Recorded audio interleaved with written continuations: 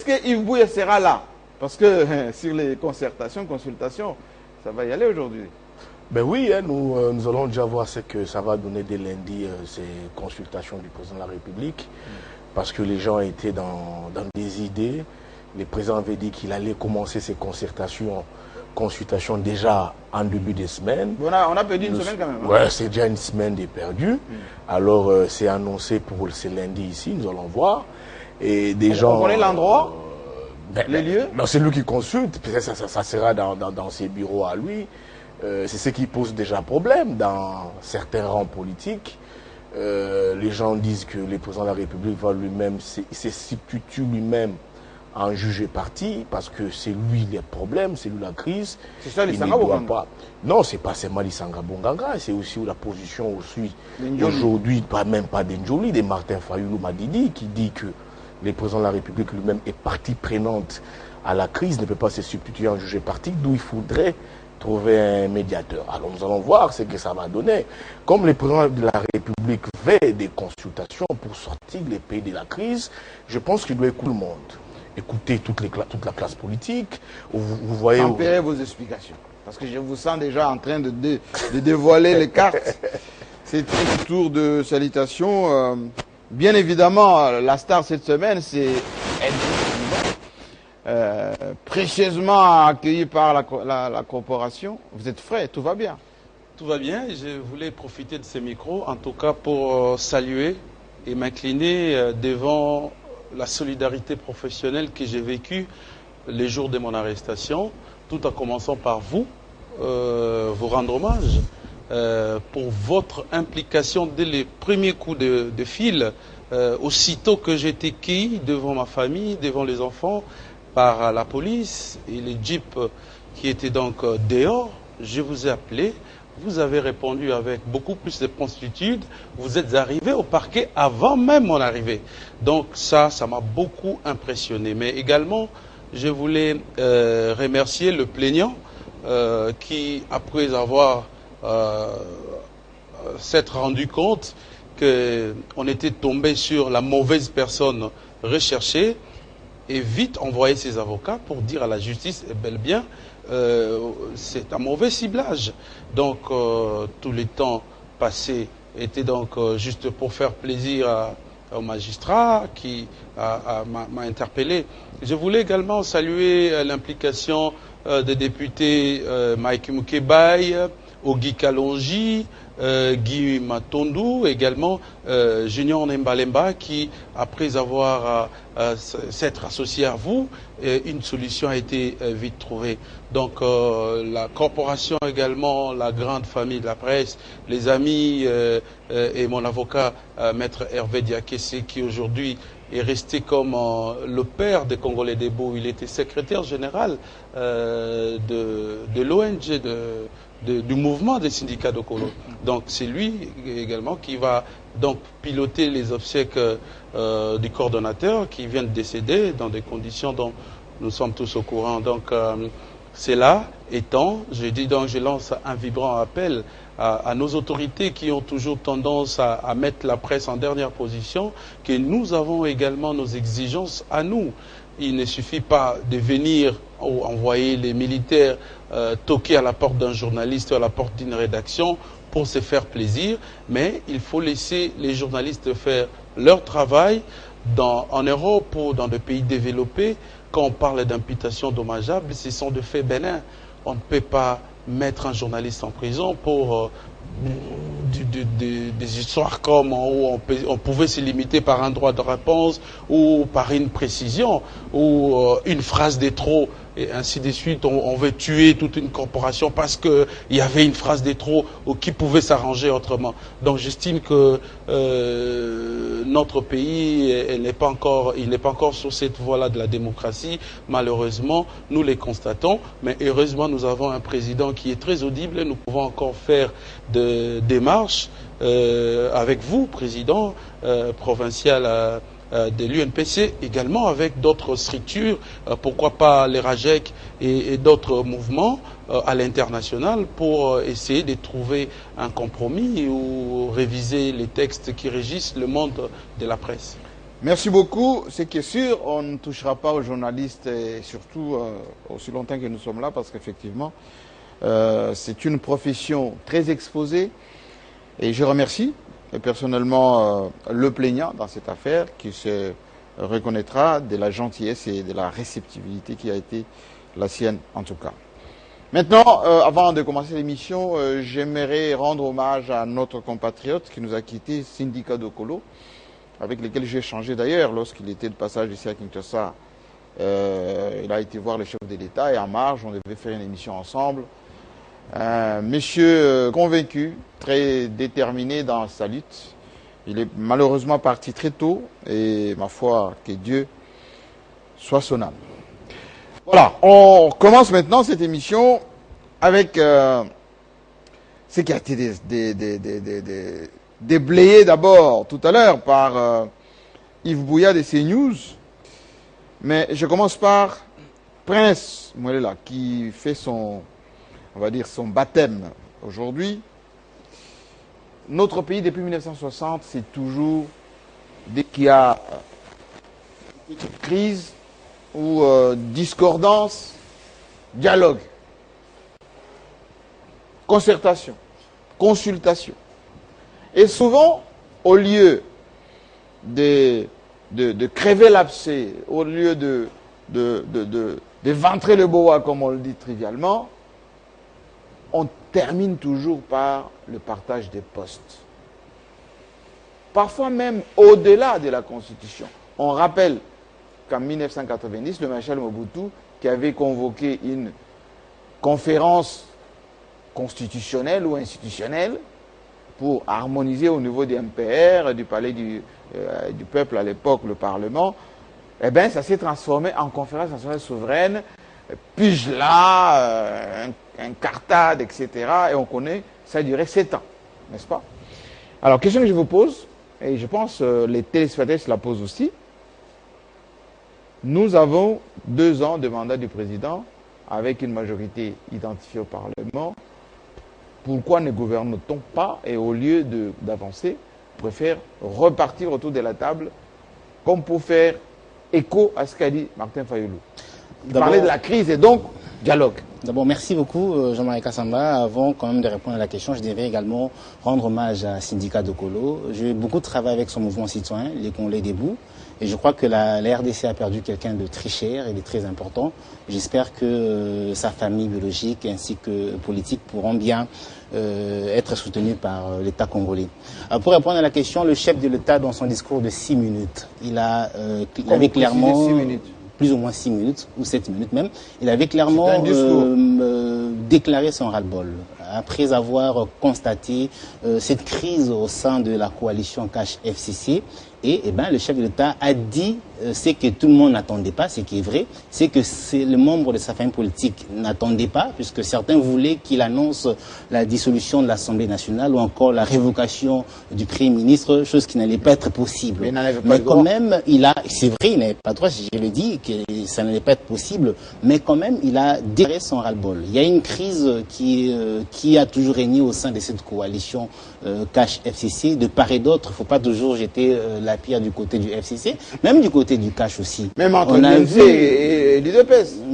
Si vous écoutez... Parlons d'abord du... Si vous écoutez... Bon, faut faire une analyse plus globale. Si vous écoutez, vous regardez sur Internet, ou même bien avant même le procès des 100 jours, ce qui se disait entre l'UNC et l'UDPS, les militants qui s'envoyaient des pics, etc., c'était pas aussi le Dorado. Restons d'abord dans la coalition Cash-FCC. Je préfère mieux qu'on reste là. De part et d'autre, il y a eu des pics également, du côté du Cash, du côté du FCC. On a vu certains qui ont donné des leçons de morale au chef de l'État dans des plénières à l'Assemblée nationale. Certains qui ont également promis à leurs alliés d'aller nager. C'est une crise qui était déjà très visible. Mais ce que j'avais toujours aimé entre les deux leaders, c'est-à-dire Joseph Kabila Kabila et Félix Tshisekedi, chaque fois qu'il y avait cette crise qui s'annonçait ou qui s'est faisait voir, les deux s'est rencontrés. Et ils avaient toujours parlé. Et avant son dernier voyage ici à Brazzaville, le président de la République avait clairement manifesté sa volonté de rester dans cette coalition. Et malheureusement, aujourd'hui, on sent qu'il veut mettre terme à la coalition. Moi, la question que je me pose, il veut consulter, oui, mais consulter qui? Moi, c'est la grande question que je me pose. Mais il a dit les forces vives. Oui, mais qui justement? Les forces vives, sont plusieurs forces vives, mais qui il va consulter? On devait plutôt consulter le peuple, parce que nous savons tous comment se comportent nos acteurs politiques. Avec le peu d'expérience que parce que j'ai eu le temps de parler, ou encore de vivre à plusieurs acteurs politiques, ces derniers ont toujours, comme vous-même vous l'avez dit dans votre introduction, voulu le partage du pouvoir. Alors qu'aujourd'hui, c'est le peuple qui souffre de cette crise au sein de la coalition CASH-FCC. On va consulter, oui, mais pour aboutir à quoi? Certains ne veulent pas qu'on parle de dialogue, mais nous savons tous que la plupart des consultations peuvent aboutir justement au dialogue. Et le dialogue, si on veut éviter le FCC, parce que le FCC bloque la vision du chef de l'État, je ne veux pas utiliser vos propos. Oui, mais alors, si on veut éviter le FCC, puisque le FCC bloque la vision du chef de l'État, bon, c'est ceux-là qui le disent, savent pourquoi ils le disent, mais ceux-là qui viendront se faire consulter par le chef de l'État, sont-ils plutôt des bonnes personnes? Pourront-elles œuvrer en suivant la vision du chef de l'État? C'est la grande question. C'est là où l'adage qui dit souvent « vaut mieux un diable qu'on connaît qu'un saint qu'on ne connaît pas » vient justement s'imposer. Je vais quand même avancer avant de mettre la parole. Je crois à ces consultations. Mais vous-même, vous l'avez dit, depuis avant et après l'indépendance de la RDC, nous avons connu plus ou moins une trentaine de dialogues, consultations, disons ça comme ça. 22, merci, disons ça comme ça. Mais qui n'ont abouti presque à rien. Le seul dialogue qui, moi, je peux dire que avait accouché quelque chose d'assez positif, c'est le dialogue de la Sainte City, où quand même nous avons obtenu cette constitution que nous utilisons aujourd'hui. Mais les restes de dialogue, qu'est-ce qu'ils nous ont donné de positif? Rien. Moi, je crois que la bonne chose à faire, pour moi, le chef de l'État doit, s'il veut consulter, c'est une bonne démarche, puisque le dialogue, consultation, c'est une spécialité de nous, Congolais. S'il veut procéder ainsi, il doit consulter le peuple. C'est le peuple qui a un mot à dire. Par quel via? Le référendum? Justement, merci de m'avoir précédé. Ce référendum aura quel terme de référence? Puisque le chef d'État constate une crise et que la crise, selon lui, ne lui permet pas de rendre possible sa vision, et le peuple peut quand même aussi se prononcer. Puisqu'aujourd'hui... Mais dites-moi, on sait ce que dit la Constitution par rapport au référendum. Et le chef d'État ne va pas convoquer un référendum comme ça, sans qu'il y ait une raison fondamentale. Et puis, quels sont les termes de référence? Mais quelles sont les conditions qui doivent être réunies pour qu'il y ait un référendum? On parle, je voudrais ici parler de ma façon de réfléchir. On parle de la crise. Le chef de l'État parle de la crise. Je suggère, voilà. Oui. Le chef de l'État parle de la crise. Il a clairement dit dans son discours du vendredi dernier qu'il y a une crise. Bon, il n'a pas dit crise, mais il a quand même dit que la coalition n'a pas accouché ou n'a pas donné les résultats qu'on attendait tous ou qu'il attendait. Cette coalition n'a pas donné ses résultats. Mais est-ce qu'en consultant d'autres leaders les plus représentatifs, le chef de l'État, en 2 ans, pourra-t-il mettre en pratique ou encore rendre palpable sa vision? Je ne crois pas. Moi, je ne crois pas. Alors, le peuple seul peut donner son point de vue. Le peuple est pluriel, parce qu'aujourd'hui, on a comme l'impression qu'il y a de démons, il y a de diables. Le peuple est pluriel et le peuple peut donner son point de vue. Moi, je ne veux pas qu'on puisse réunir ces acteurs politiques qui ont toujours leurs ambitions personnelles. Merci beaucoup. Edmond Izouba. Bon, consultation, oui. Mais consulter qui? Pourquoi? Merci beaucoup de la question. Moi, j'ai toujours considéré les consultations au dialogue, appelez ça comme vous voulez, comme des étapes d'échec. Échec d'un régime à un autre.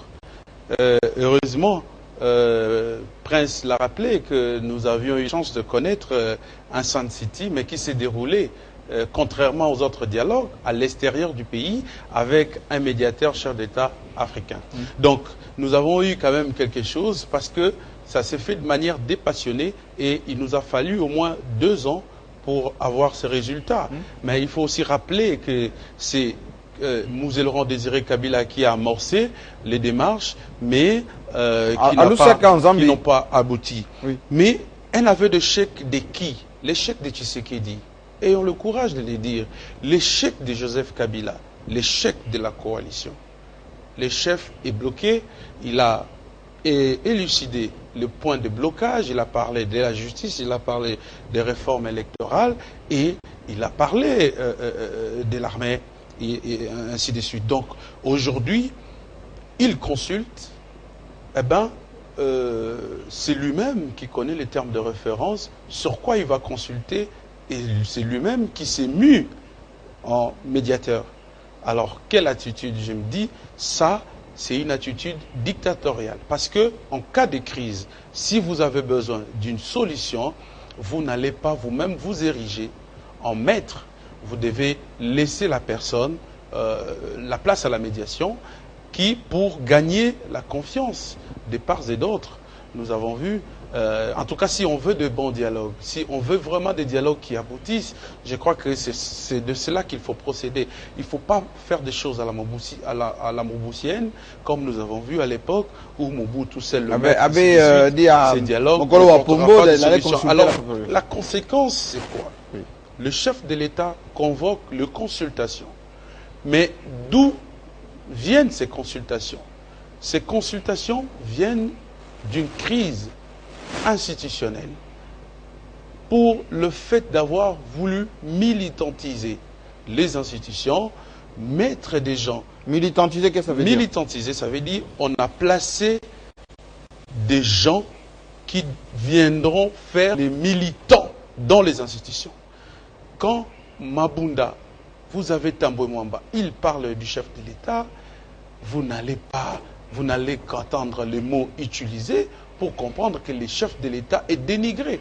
Mais aussi quand le chef de l'État, dans son discours livré à la nation le 30 juin, il parle des initiatives parlementaires ou de manière voilée des chefs d'institutions, des leaders d'institutions pro-FCC, vous sentez qu'ils sont chosifiés. Quand on part à l'UDPS, vous avez des meetings de manière spontanée où on part jusqu'à insulter les gens du FCC. Donc j'estime que le couple était arrivé à un moment où personne ne pouvait entendre l'autre. Alors là, c'est de manière constitutionnelle, mais aussi, au-delà de ça, quand on négocie les accords, là maintenant j'entre dans le discours de Kabila.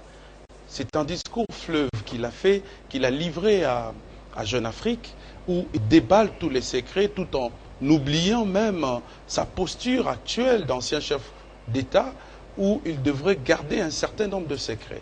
Le chef de l'État enlève tout et se pointe lui-même en un véritable manifestant. Il manifeste ses sentiments, ses regrets. Il dit qu'il y a l'accord, qu'il fallait respecter les accords, les chefs d'État africains étaient là, ils ont assisté. Mais il a oublié une chose, qu'au-delà de l'accord particulier et privé, même si c'était signé en présence des gens, il n'y a nulle part où, dans cet accord, on parlera de la Constitution ni des lois du pays. Tshisekedi avait, en dehors de son stylo, une machette derrière lui qui s'appelle la Constitution. Et aujourd'hui, il vient de frapper avec l'article 69 pour dire, voilà, il a le pouvoir d'arbitrage. Et ce pouvoir-là ne se négocie pas. Ne se négocie pas. Et il jouit de ce pouvoir. Mais l'essentiel serait de savoir comment Tshisekedi va utiliser ses pouvoirs. Parce que le pouvoir d'arbitrage, il ne faut pas abuser avec. C'est le pouvoir qui peut vous aider à avancer dans votre vision, mais c'est en même temps le pouvoir qui peut constituer le blocage pour vous de ne pas avancer. C'est-à-dire mise en exécution au niveau du Conseil constitutionnel. Non, ça va être non, moi je ne pars même pas là. Parce que aujourd'hui, Tshisekedi fait déjà face à un échec. L'échec est là. S'il continue avec cet échec, il ne va pas avancer. Il trouve un moyen pour lui d'organiser les consultations. Il s'érige en maître. Il est face à deux fausses solutions miracles. soit il dissout le Parlement, ça c'est aussi une décision qui peut résulter d'une des résolutions de consultation, mais il doit savoir que le FCC qu'il a peur aujourd'hui, la Mouka peut le devenir demain au cas où les élections anticipées donnaient le pouvoir à la Mouka.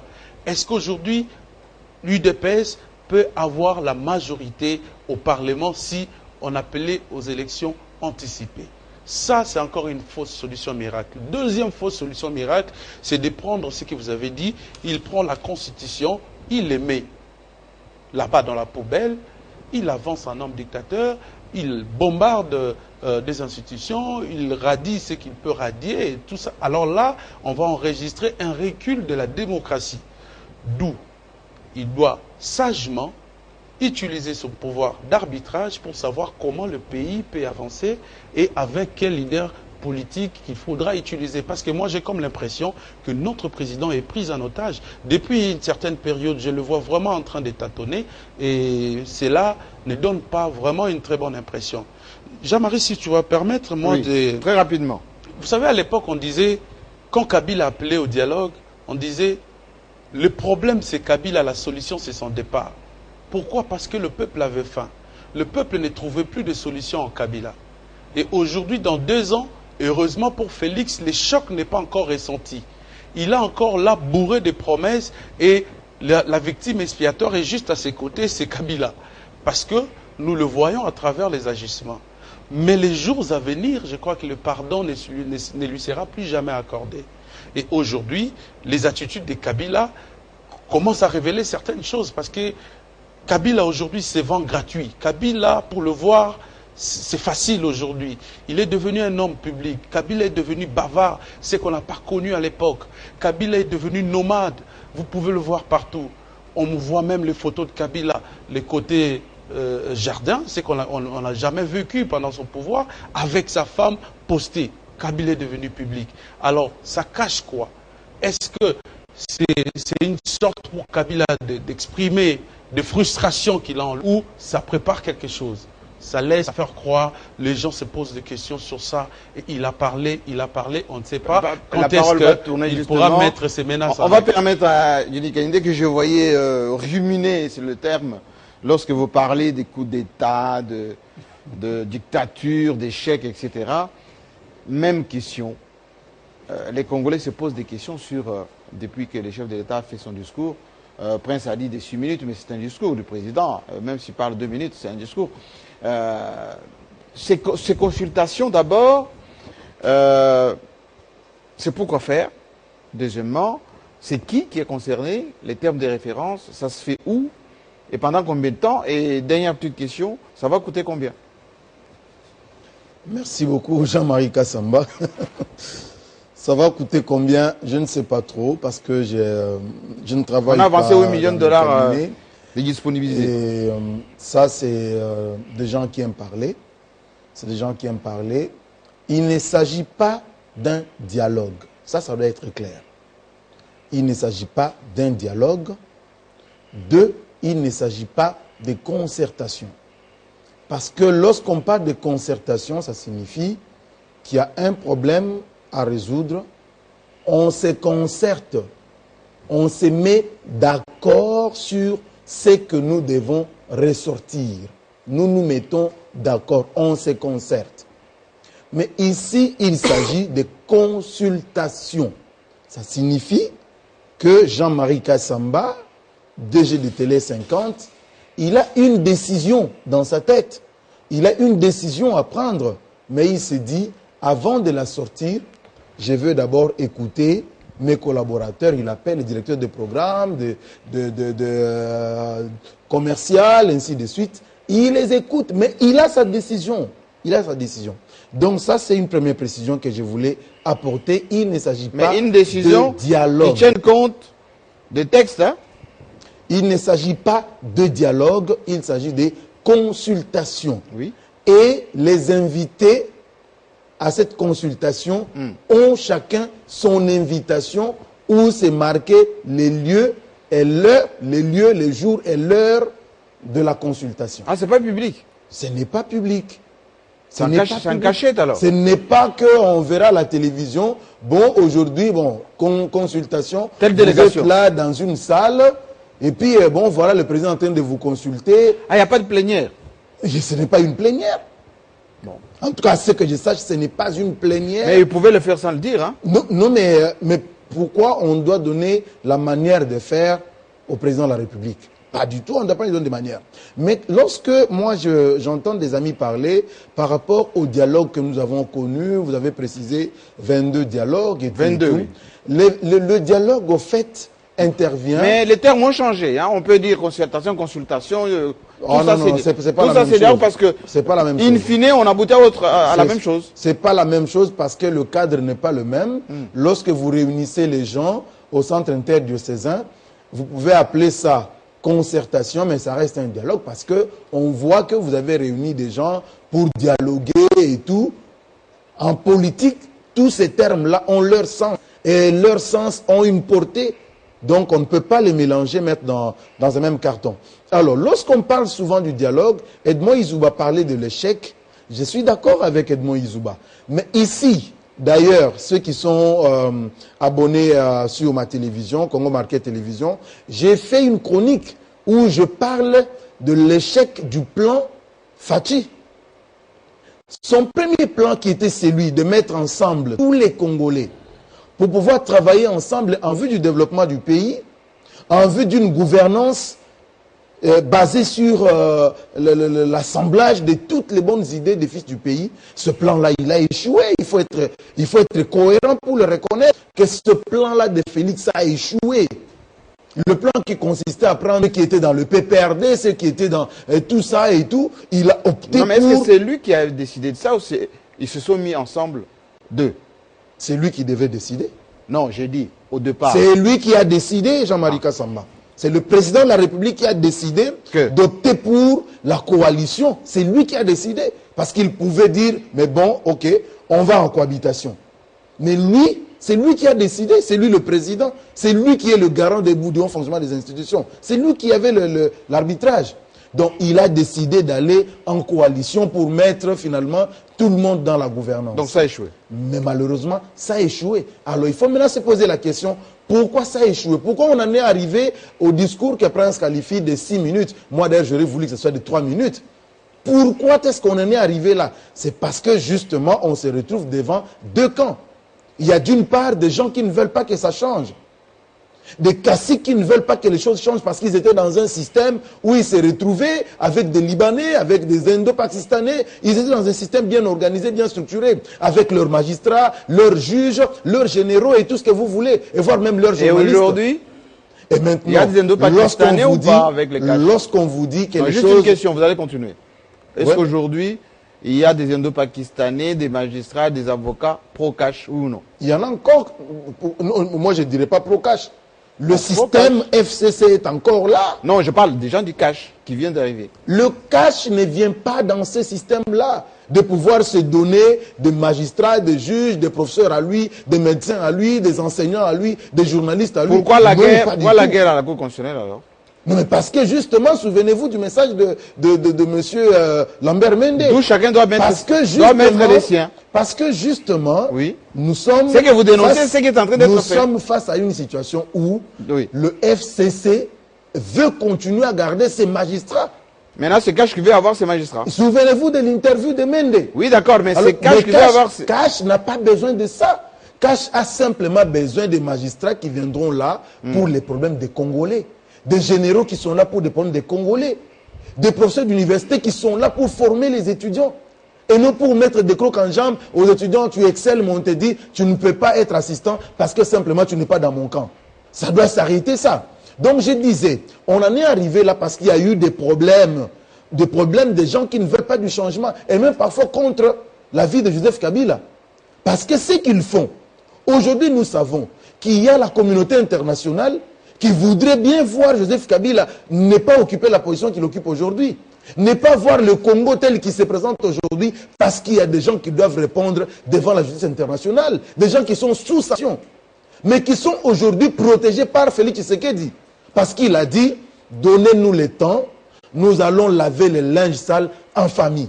Mais ces gens n'ont pas compris, Jean-Marie Kassamba. Ils n'ont pas compris qu'ils étaient protégés par Félix Tshisekedi. Regardez toutes les émissions sur TV5, France 24 avant les élections de décembre 2018. Regardez ce qui se passait.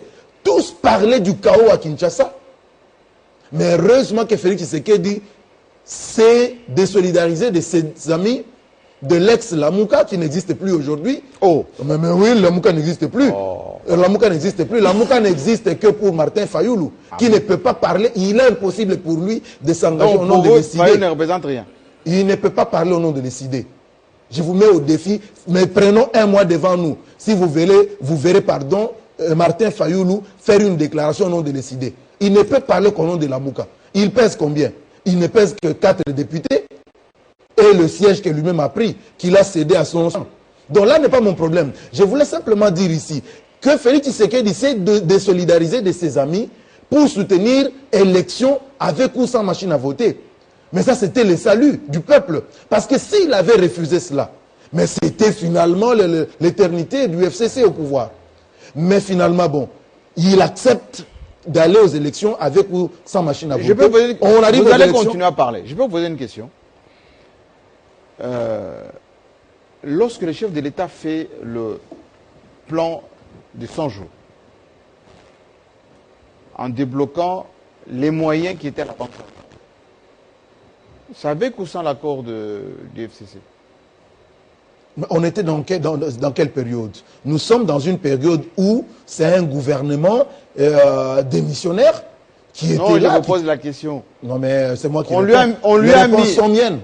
Oui, d'accord, les réponses sont de vôtres. Alors, s'il y a eu blocage, pourquoi, avec les 60 millions, disons-les comme ça, de sauts de moutons, des 100 jours, etc., il n'y a pas eu blocage? Et que, malheureusement, ça n'a pas abouti. Non, non, mais de quoi nous parlons? On parle de blocage, on parle de croc en jambe. Est-ce que c'est le FCC qui empêche, par exemple, qu'on paye les fonctionnaires? J'aimerais d'abord préciser que lorsque le programme de 100 jours est lancé, oui, le gouvernement actuel n'est pas là, n'est pas en place. Ok, le gouvernement n'est pas en place. L'État congolais n'existait pas. Le gouvernement actuel n'est pas en place. Nous avons un gouvernement démissionnaire. Et nous avons le directeur de cabinet du président de la République. C'est lui pratiquement qui a tout fait. C'était l'homme à tout faire. Et alors pourquoi Bitakwira C'était l'homme à tout faire. Mais maintenant, lorsque le gouvernement est mis en place, oui, c'est là que les blocages commencent. Pourquoi? Parce qu'il vous souviendra que dans un discours au palais du peuple, le président a dû interpeller le ministre des Finances. Vous vous en souvenez? Je me souviens comme c'était hier. Voilà. Il a dû interpeller le ministre des Finances parce qu'il y avait un problème avec le financement des travaux. Il y avait un problème. Lorsque c'était Vital Kamerhe qui ordonnait que l'argent sorte, ça sortait, oui, ça coulait, ça coulait, ça coulait. Et moi, je ne suis pas là, je n'ai jamais été d'accord. Et pour quel résultat? Je n'ai jamais été d'accord avec ce programme-là de Vital Kamerhe, que j'appelle le programme Vital Kamerhe, parce qu'il suffisait le programme 100 jours. Donc vous étiez contre le programme de 100 jours? Je n'ai jamais été pour ça, parce qu'il suffisait d'avoir des routes secondaires à Kinshasa. On aurait dû atteindre l'objectif du président de la République, qui était celui de lutter contre les embouteillages. Donc, on a pris l'argent, on l'a jeté dans les seaux de mouton. Donc l'INC et Vital Kamerhe ont aussi mis des conques en jambes. Là n'est pas mon problème. Donc c'est tout le monde qui a mis des conques en jambes. Je suis en train d'évoquer la chronologie pour arriver à ce qui se passe aujourd'hui. La crise. Je devais comprendre. Vous allez continuer tout à l'heure, mais il faut que la parole tourne. Je voulais seulement comprendre qui a mis les crocs en jambes. Apparemment, tout le monde a mis les crocs en jambes. Non, il ne faut pas déformer mes propos, Jean-Marie. Si vous avez dit les 100 jours...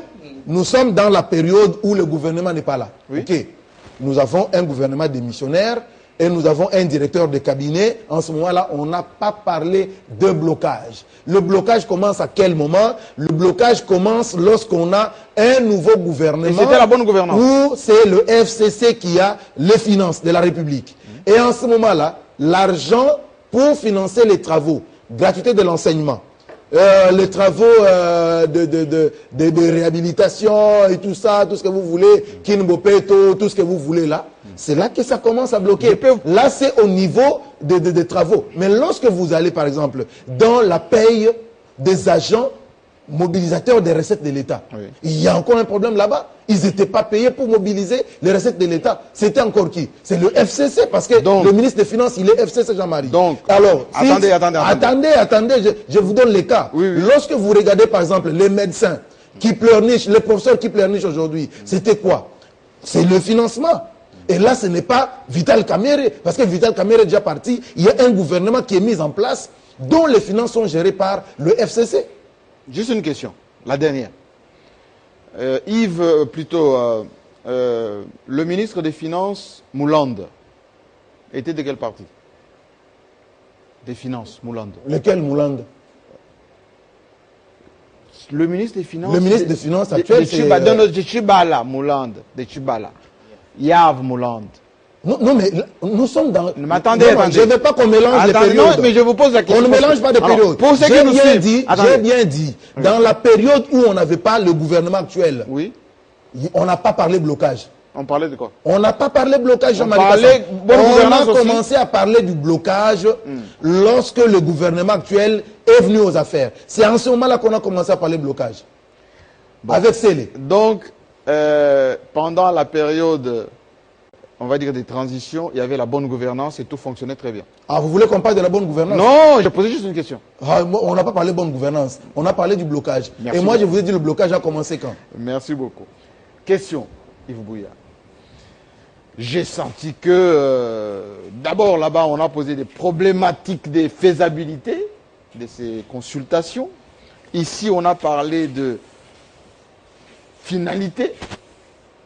Mais, Jenny Kaninda nous explique, non, il faut absolument qu'on trouve des solutions en consultant pas, en ayant des points de vue contraires avec ce que le président a déjà décidé, parce que le point de vue ne sont que consulter et, comment dire, il y a un terme qui n'est pas obligatoire.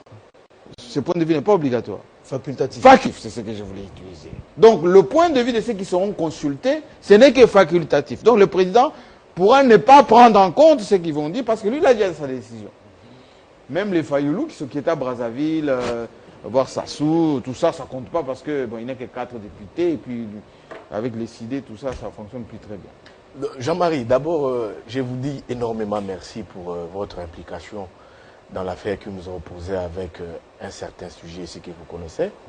Vous étiez en avant-plan, comme Edmond l'a dit, aussitôt que vous étiez informé, vous avez tout laissé, comme on dit, toute affaire cessante. Vous vous êtes rendu au parquet, vous vous êtes battu jusqu'à obtenir avec certains confrères la libération d'Edmond Izouba. Et c'est quand même une très bonne chose. Je pense que ça doit devenir très interpellateur pour les jours à venir, parce que nous sommes dans cette perspective de relooker les comités UNPC Ville de Kinshasa. On ne veut pas faire de vous un président dictateur.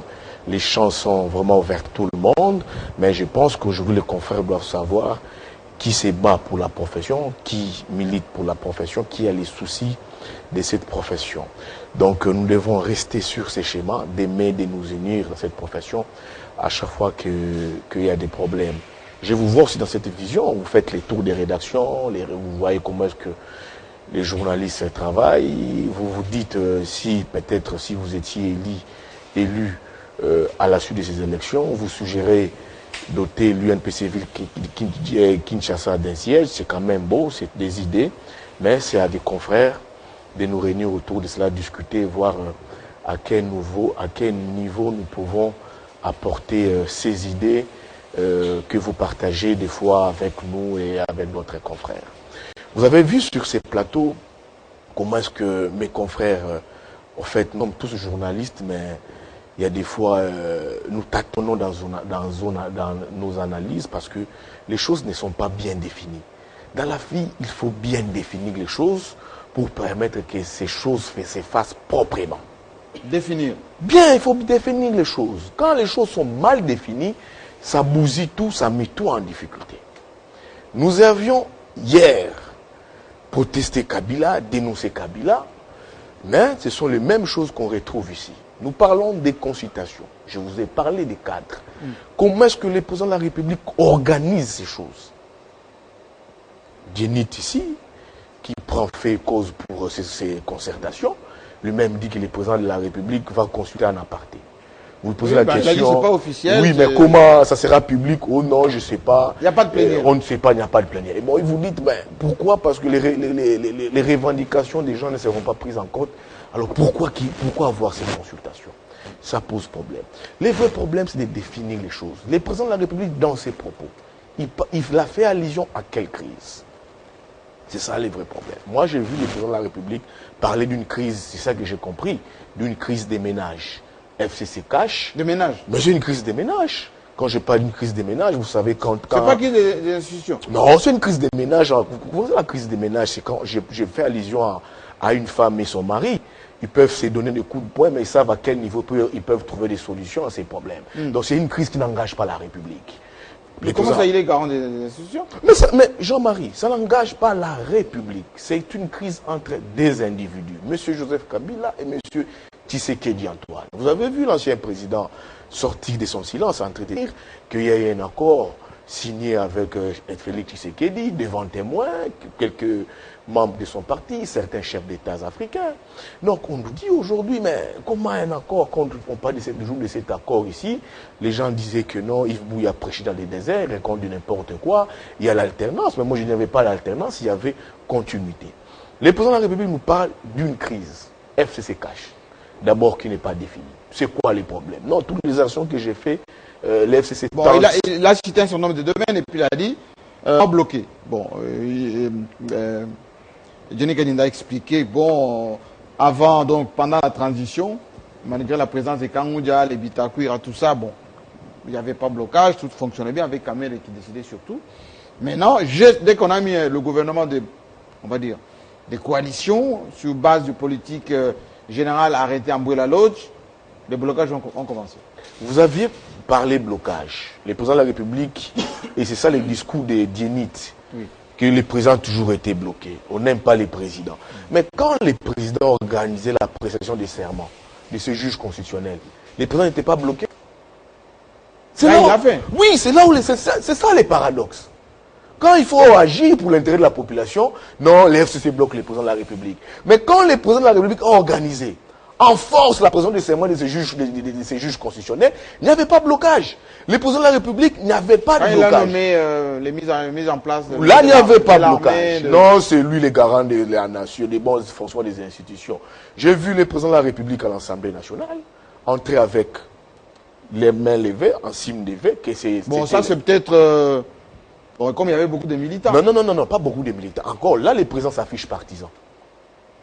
Non, mais ça fait des victoires. Mais non, ça c'est un signe. Mais ça vous choque encore. Non, le président doit fédérer des forces autour de lui. Il est présent. Oui, mais la victoire est valable pour tout le monde. Mais ça c'est un signe approprié à un parti. Le président lui-même veut demeurer partisan en lieu de président de la République. Ça c'est une parenthèse que j'ai faite. Quand le président de la République a organisé ses prestations, la prestation des juges constitutionnels, les présidents n'étaient pas bloqués. On a vu l'intendant de l'Assemblée nationale. J'apprends de mes sources qu'il a été brutalisé par les services des renseignements, il a récupéré les clés, les protocoles d'État est entré. J'apprends de mes sources, je n'ai pas de sources. Les protocoles d'État a pris possession de la salle, les services du président de la République, ils ont organisé, le président est venu, ses convives étaient arrivés, c'était très bien passé. Et les gens ont applaudi, non, Fatih a gagné, le président s'est imposé, un vrai coup de main sûr, c'est bon, contre les FCC. Là, c'était très normal. Les présidents n'étaient pas bloqués. Mais maintenant, quand il faut résoudre les vrais problèmes des Congolais sur le social, Kinshasa est dans les noirs, les gens ne mangent presque pas, la gratuité patauge ici, les fonctionnaires ne sont pas payés, le président de la République est bloqué. Mais c'est un paradoxe pour moi. C'est un vrai paradoxe. C'est là où je dis aujourd'hui, les présidents... Mais le président avait dit qu'il avait le stylo rouge, non là, enfin, à Bruxelles. C'est à Bruxelles ou à Londres? Mais ces stylos rouges, moi je pense que les présidents choisissent qui sanctionner jusque-là. Mais quand on voit Chadari faire ces grandes déclarations ici, certains classiques du FCC, je n'ai pas encore vu ces certaines têtes qui ont été sanctionnées. À la limite, M. Tunda Akassene qui a évité l'humiliation, il a voulu partir. Donc c'est un bic rouge aujourd'hui, le président dit, mais je ne vois pas les gros caciques du FCC être sanctionnés, qui ont été sanctionnés de l'UDPS. Pourtant, il y a des gars. On a parlé des problèmes au niveau de Covid et tout ça. Qui posent problème, les cas étaient, ça pose problème. Revenons sur cette crise. J'ai parlé ici que c'était pour moi, à mon niveau, selon mes réflexions, une crise des ménages. Pourquoi une crise des ménages? Ce n'est pas lié au vrai problème de la République. Ce n'est pas lié au vrai problème de la République. C'est là aujourd'hui certaines forces vives de la nation, certains politiques disent, mais non, on peut discuter de cette crise, de cette crise que le président de la République invoque. Mais qu'est-ce qui se cache derrière cela? C'est ça le vrai problème. Voilà, vous avez... Non, réfléchissez comme Dominique. J'en viens. Oui? Vous avez aujourd'hui la Mouka qui vous dit, mais oui, on peut aller discuter avec le président de la République. D'abord, chez le président de la République, la sincérité pose problème. Comment ça? Les accords signés. C'est pas parce qu'à Genève, il a choisi la République les accords signés de Genève. Même avant Genève, vous savez ce que le président avait dit, que lui c'est un homme d'engagement. Quand il prend des engagements, il les respecte. Mais il est allé à Genève, il a pris un engagement, il a engagé les partis, il s'est retiré, non en disant que c'était un truc de franc-maçon. Bon, c'était fini. Il prend son allié d'État, Vital Kamerhe. Ils s'y rendent à Nairobi. Ils signent un accord. Ils se mettent ensemble. Et ils scellent cet accord. Aujourd'hui, on ne sait plus de qu'est-ce qui est devenu cet accord. Cet accord peut-être dans les tiroirs du bureau du président de la République et Vital Kamerhe Nouf. Maintenant, avec Kabila, quand je disais qu'il y avait un accord, les gens disaient que les dionites ici, Yves Bouyarev, Yves Bouyarev de la planète Mars, j'ai dit qu'il y a un accord, parce que ce pays a connu un braquage électoral, un double électoral. Retirez braquage. Bon, non, c'est pas un terme méchant, j'ai pas de braquage électoral. Ce pays a connu un braquage électoral. Oui. Je suis très content aujourd'hui que les gens me donnent raison, quand je vois M. Kabila un taciturne, qui ne parlait presque pas. Mais dire aujourd'hui, je vois Edmond dire que Kabila est devenu nomade, Kabila n'a pas. Mais j'ai dit, gratuit même, j'ai dit Edmond, il faut faire attention aux personnes taciturnes. Les personnes taciturnes, il faut faire attention avec eux. Quand ils parlent, c'est des gens où il faudrait analyser minutieusement ce qu'ils disent. Ils disent oui, il y avait un accord. Cela sous-entend quoi? Que ce pays n'a jamais connu d'élection. Oui, c'était un accord de la stabilité. Mais où a été ces élections du peuple, le choix du peuple? Bon, vous insinuez quoi que le président, il a eu avec Genève, Kamerhe, Kabila, et vous pensez qu'ici, il a un autre accord? Maintenant, j'en viens. Le président Kabila l'a dit. Mais non, les forces vives qui ne composent pas la majorité actuelle se disent. Ici, je ne parle pas de Vital Kamerhe, bien que son parti puisse dire qu'il doit participer, c'est très normal, c'est un grand leader, bien qu'il soit en ouf. Mais la Mouka dit aujourd'hui, un président de la République qui a résilié sa signature avec nous. Il a résilié sa signature avec Kamerhe. Il est en train de résilier sa signature avec Kabila Mena. Mais si nous partons, nous avons quelle garantie? Quelle garantie? Quelle garantie? Qu'il va respecter nos préoccupations, qu'il va écouter ce que nous allons lui dire. Ça pose déjà problème, la sincérité. Je sais que Fayou l'a dit à Brazzaville, mais Jenny Kani a dit que Fayou ne représente pas grand chose. Non, un autre aspect. M. Tshisekedi est lui-même parti prenante à la crise. Il a reconnu la crise. Mais il est chef de l'État. Oui, il est chef de l'État. Kabila ici avait reconnu qu'il y avait crise ici, mais quand on lui a dit tu as des problèmes, fais trouver un médiateur sur Tshisekedi, il avait trouvé un médiateur. Bien qu'on a connu le dialogue de Tchouko, qui a accouché d'une souris, on a connu le dialogue de la Senko, parce que ça avait les cultus de Tshisekedi, ça a marché. Kabila était partie prenante, il écoutait lui-même les problèmes. Et c'est le même cas avec le président de la République, lui-même partie prenante, il ne peut pas convoquer ces dialogues pour être jugé parti. C'est ça. Mais quand il refuse le mot dialogue. Hein. Non, on va arriver au dialogue. Nous allons arriver au dialogue. Nous allons arriver. On commence oui, le président sait que nous allons arriver au dialogue. Parce qu'il sait qu'il ne va pas dissoudre cet ensemble. Pour dissoudre l'ensemble, il faut des moyens. Des moyens? Mais oui, il a des moyens avec les trucs de la Covid ici, il n'a pas de moyens. Mais les Américains nous ont promis un concours budgétaire. C'est un truc à dormir de doigts avec les Américains. Nous avons quel seigneur aujourd'hui? S'il faut organiser les élections, il faut continuer avec le Corneille Nangaa, qui nous a condamné des élections qui n'ont jamais existé. Donc, il faut les dialogues pour une nouvelle solution. Nous irons à des dialogues. Maintenant, il faut poser des questions, des conditions. Monsieur le Président, vous êtes jugé parti, il faut trouver un médiateur. J'ai dit aujourd'hui, Sassou se présente aujourd'hui un médiateur. Déjà? Oui, c'est la raison pour laquelle... Il y a le balai. Oui, Martin Fayulu. Sur le fleuve. Martin Fayulu a fait ses déplacements. Il a été écouté en qualité de coordonnateur actuel de la MOUCA. Il a remis les préoccupations de la MOUCA. Il va rentrer, je pense que ça va continuer avec les COSAC. Ils seront reçus. Certaines délégations avancent déjà. Donc le mieux serait de trouver des vraies solutions à cette crise. Et le go doit venir du président de la République. La MOUCA dit nous sommes prêts à discuter avec les présidents de la République. Changer de terme de référence. Martin Fayulu dit il faut changer de terme de référence. Oui. On ne peut pas nous mettre autour d'une table pour discuter autour d'un problème de ménage, mais débattre des vrais problèmes, notamment des problèmes liés à la crise de légitimité. Mais vous ne voulez pas qu'on revienne quand même aux institutions, hein? Mais Jean-Marie, ce que nous connaissons, tout ce que nous évoquons ici, oui. Ezouba l'a dit, Prince l'a dit, Djenit l'a dit, mais c'est la crise de légitimité. Non, c'est la gouvernance. Non, c'est la crise, c'est les fous. C'est les blocages. Mais c'est ça les blocages, les résultats des mauvaises élections. C'est ça les conséquences des mauvaises élections. C'est ça la réalité. Mais on ne veut pas qu'on puisse dire ça.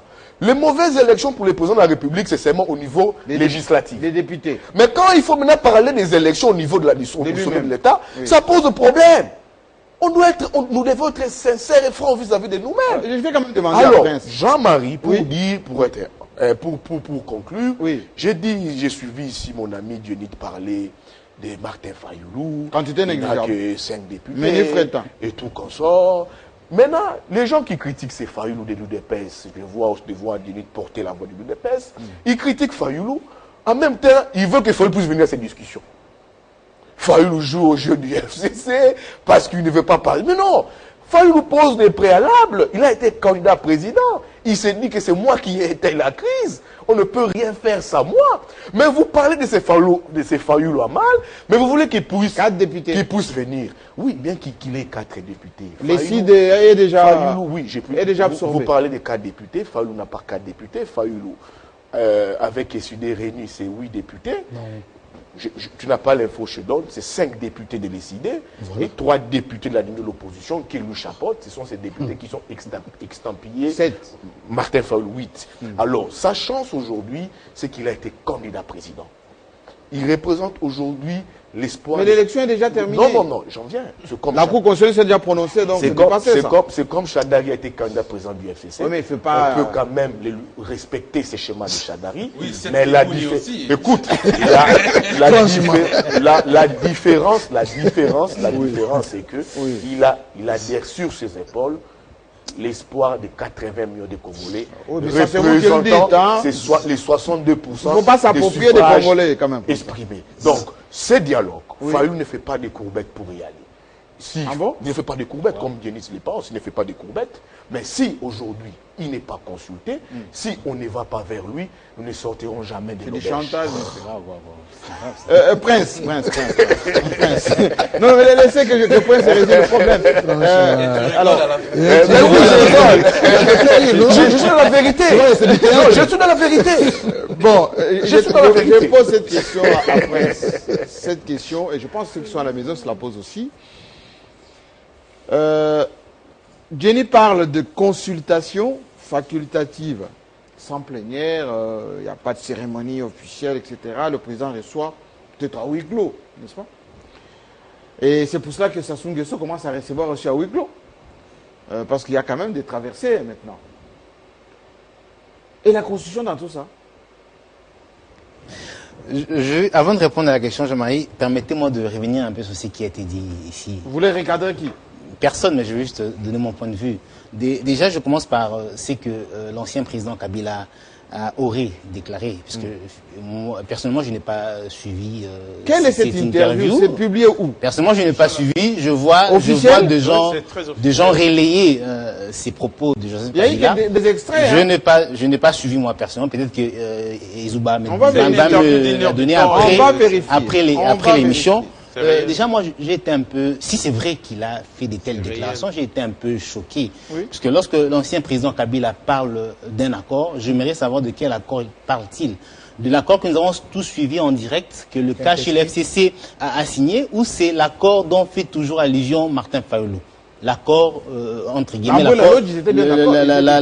l'accord secret que Martin Fayulu a toujours d'écrire. Mais la Lodge, ils étaient ensemble quand même. Nous, on a suivi, l'accord a été signé en direct. Oui. J'espère que nous avons tous suivi cet accord-là. C'est ça. L'accord qui forme la coalition Cash FCC.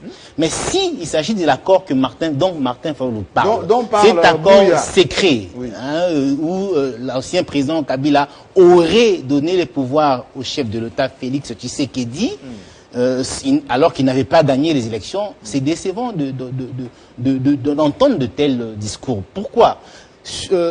Dans l'opinion, quelle image donnons-nous à ceux-là qui ont félicité la RDC pour avoir organisé les élections en 2018, des élections qui ont abouti à la passation pacifique du pouvoir au sommet de l'État. Je crois que c'est très décevant s'il faudrait tomber si bas en parler d'un programme commun de gouvernement. Tel accord. Puisqu'il a parlé, selon l'interview qui circule, il a parlé des témoins. Nous savons tous que le jour où cet accord a été signé, c'est nous qui avons été... Les témoins, c'était le peuple, puisque c'était en direct. Mais de quel témoin parle-t-il? Puisque d'abord, Chadari a parlé... Chadari disait que c'est lui le seul témoin. Et Kabila parle de 3 témoins. Alors, de quel accord parlons-nous? Je ne souhaite pas que ça soit vraiment... si ce n'est pas des fake news. Espérons, je le souhaite. Oui. Et je suis déçu quand Djinit, mon frère que j'aime bien, dit que le programme de 100 jours doit être appelé le programme de 100 jours de Vital Kamerhe. Oui, c'est qu'il dit. Non, mais c'est grave. Alors, si ces programmes marchent, alors que l'opinion retienne aujourd'hui, si ces programmes marchent, puisque le chef de l'État avait toujours dit que tout allait bien. Oui, au Parlement. Au Parlement, après sa visite qu'il avait effectuée à travers la ville, il avait dit lors d'un conseil des ministres que tout allait bien. Alors, si ces programmes a un résultat positif, disons tous ici que le programme en question, c'est Vital Kamerhe qui est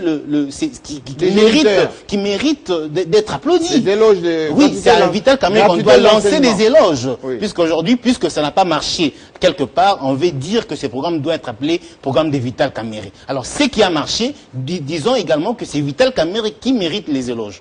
Sur ces points-là, je pense que nous sommes clairs. L'UNC, je crois que l'UNC doit aussi participer à ces consultations, même si certains ont critiqué la position. Mais on a écouté pas la position, mais le communiqué. Les instances de l'UNC. Il y a un communiqué, voilà, qui a été signé par le secrétaire AI, Aimé Bougie. Il a recadré, il a demandé aux militants, au cadre du parti, d'attendre, de ne pas faire des discours. Mais c'est vrai que l'UNC doit participer. Quelqu'un dit sur les réseaux sociaux, un confrère, je ne citerai pas les noms, que l'UNC aurait dû se taire. Pourquoi se taire? Alors que s'il y a consultation, je crois que l'UDPS serait également consulté. Mais pourquoi l'UNC pose la première condition que Vital soit libéré d'abord? Mais c'est normal, Jean-Marie Kassamba. L'UDPS, qui est membre du CACH, ces consultations ne sont pas organisées par le CACH. Il faudrait être clair. C'est le chef de l'État qui organise ces consultations. Oui. Si c'était le CACH qui organisait les consultations, automatiquement, on allait comprendre que l'UNC est d'accord avec ces démarches-là. Mais c'est le chef de l'État qui organise. Nous avons tous suivi la position de l'UDPS. L'UDPS est d'accord avec ces consultations. Et l'UNC doit aussi réfléchir. Parce qu'il faudrait savoir que ces consultations, si jamais ces consultations devaient aboutir effectivement à l'union sacrée de la nation, comme le veut le chef de l'État, le CACH peut disparaître. Alors que le CACH, nous savons tous que le CACH est né de l'accord de Nairobi. Et l'accord de Nairobi... Vous avez dit que ça n'existe plus. Je ne sais pas qu'est-ce qu'il veut dire exactement. Parce que aussi longtemps qu'on avait signé avec les FCC, laisser le pouvoir en 2023 pour que Vital soit candidat président, c'est révolu ça. Je ne sais pas d'où il sort, c'est lui qui sait. Il sait pourquoi il le dit, mais si le CACH n'existe pas, si l'accord Nairobi n'existe pas, oui. La Mouka également, puisqu'aujourd'hui on ne sait même pas sentir, aujourd'hui on voit que Martin Fayulu et Mouzitou, qui quand même aujourd'hui parle de Jean-Pierre Bemba. Il n'est pas assez visible. Il n'est pas visible, mais on voit quand même Mouzitou. Mouzitou n'est pas un leader. Mouzitou derrière lui profite de la Mouka pour se faire un nom. Mais je vous dis, Jean-Marie Kassamba, Mouzitou est devenu leader. Les grands Bandundu quand même. Depuis quand Mouzitou est devenu leader? Je crois que la position quand même, le grand Bandundu de l'UNC sera connue, oui. Ils ont le droit de déclarer, de demander la liberté de leur président national. D'ailleurs, aujourd'hui, la thèse du complot est en train de devenir, le complot qu'on avait tous décrié est en train de se faire remarquer avec ce que le gouvernement le mardi, Vital Kamerhe serait victime d'un complot. Oui. Il a été arrêté injustement. Oui. Mais lorsque le gouvernement accepte aujourd'hui qu'il y a de maisons préfabriquées à Kinshasa, en Tanzanie, en Angola, mais après combien de mois? Après combien de mois les maisons. Mais oui, mais justement, alors qu'on n'a même pas encore habité. Pourquoi pendant le procès, les gouvernements n'avaient pas dit ça? Aujourd'hui, le gouvernement accepte, c'est le mardi, après la réunion du comité de conjoncture présidé par le Premier ministre, et le gouvernement accepte qu'il y a des maisons préfabriquées à Kinshasa, en Tanzanie, je crois bien, en Angola. Mais c'est grave, on a attendu plusieurs mois aujourd'hui pour faire de telles déclarations. Moi, je pense que Prince, en fait, devrait épouser mes idées ici. Bon, il est libre, hein. Mais oui, merci. Quand je dis qu'il y a eu un accord entre le président de la République et son directeur de cabinet à Nairobi, un accord signé qui stipulait qu'en 2023, l'UNC devrait soutenir la candidature de l'UDPS. C'est vrai ou faux? Lui devrait s'en a réjoui. Pensez quand même en 2023 qu'ils sont présidents, qui au NUF, devaient être candidats. C'est pas mon président. Non, les présidents des les patrons de son média, Vital Kamerhe, devraient aller obtenir le soutien de l'UDPS, à être président de la République en 2023. Il ne devait pas nier cet accord. C'est à lui, par contre, soutenir, exhumer cet accord, dire que, monsieur le président de la République, vous avez eu des engagements, pris des engagements avec monsieur Vital Kamerhe, que vous devez respecter qu'en 2023, l'UDPS doit, ipso facto, c'est un impératif, s'incliner. L'UDPS doit respecter sa signature de la charte de Nairobi. Alors, respecter l'accord de Nairobi. M. Tshisekedi doit respecter cet accord-là. Je crois que j'avais la parole. M.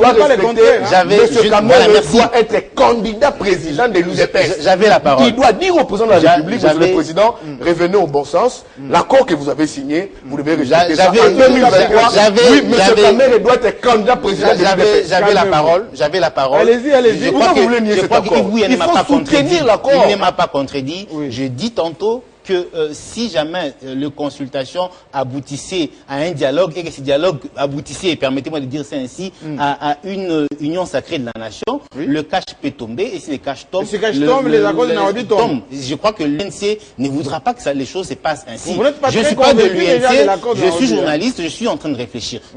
Puisqu'il faudrait respecter les accords quand même. Et sinon, si l'accord de Nairobi n'est pas respecté, on donnera raison à ceux qui pensent que le chef de l'État ne respecte pas ses engagements. Je ne voudrais pas arriver là. Mais pour répondre à la question par rapport à la Constitution, et la Constitution dans tout ça.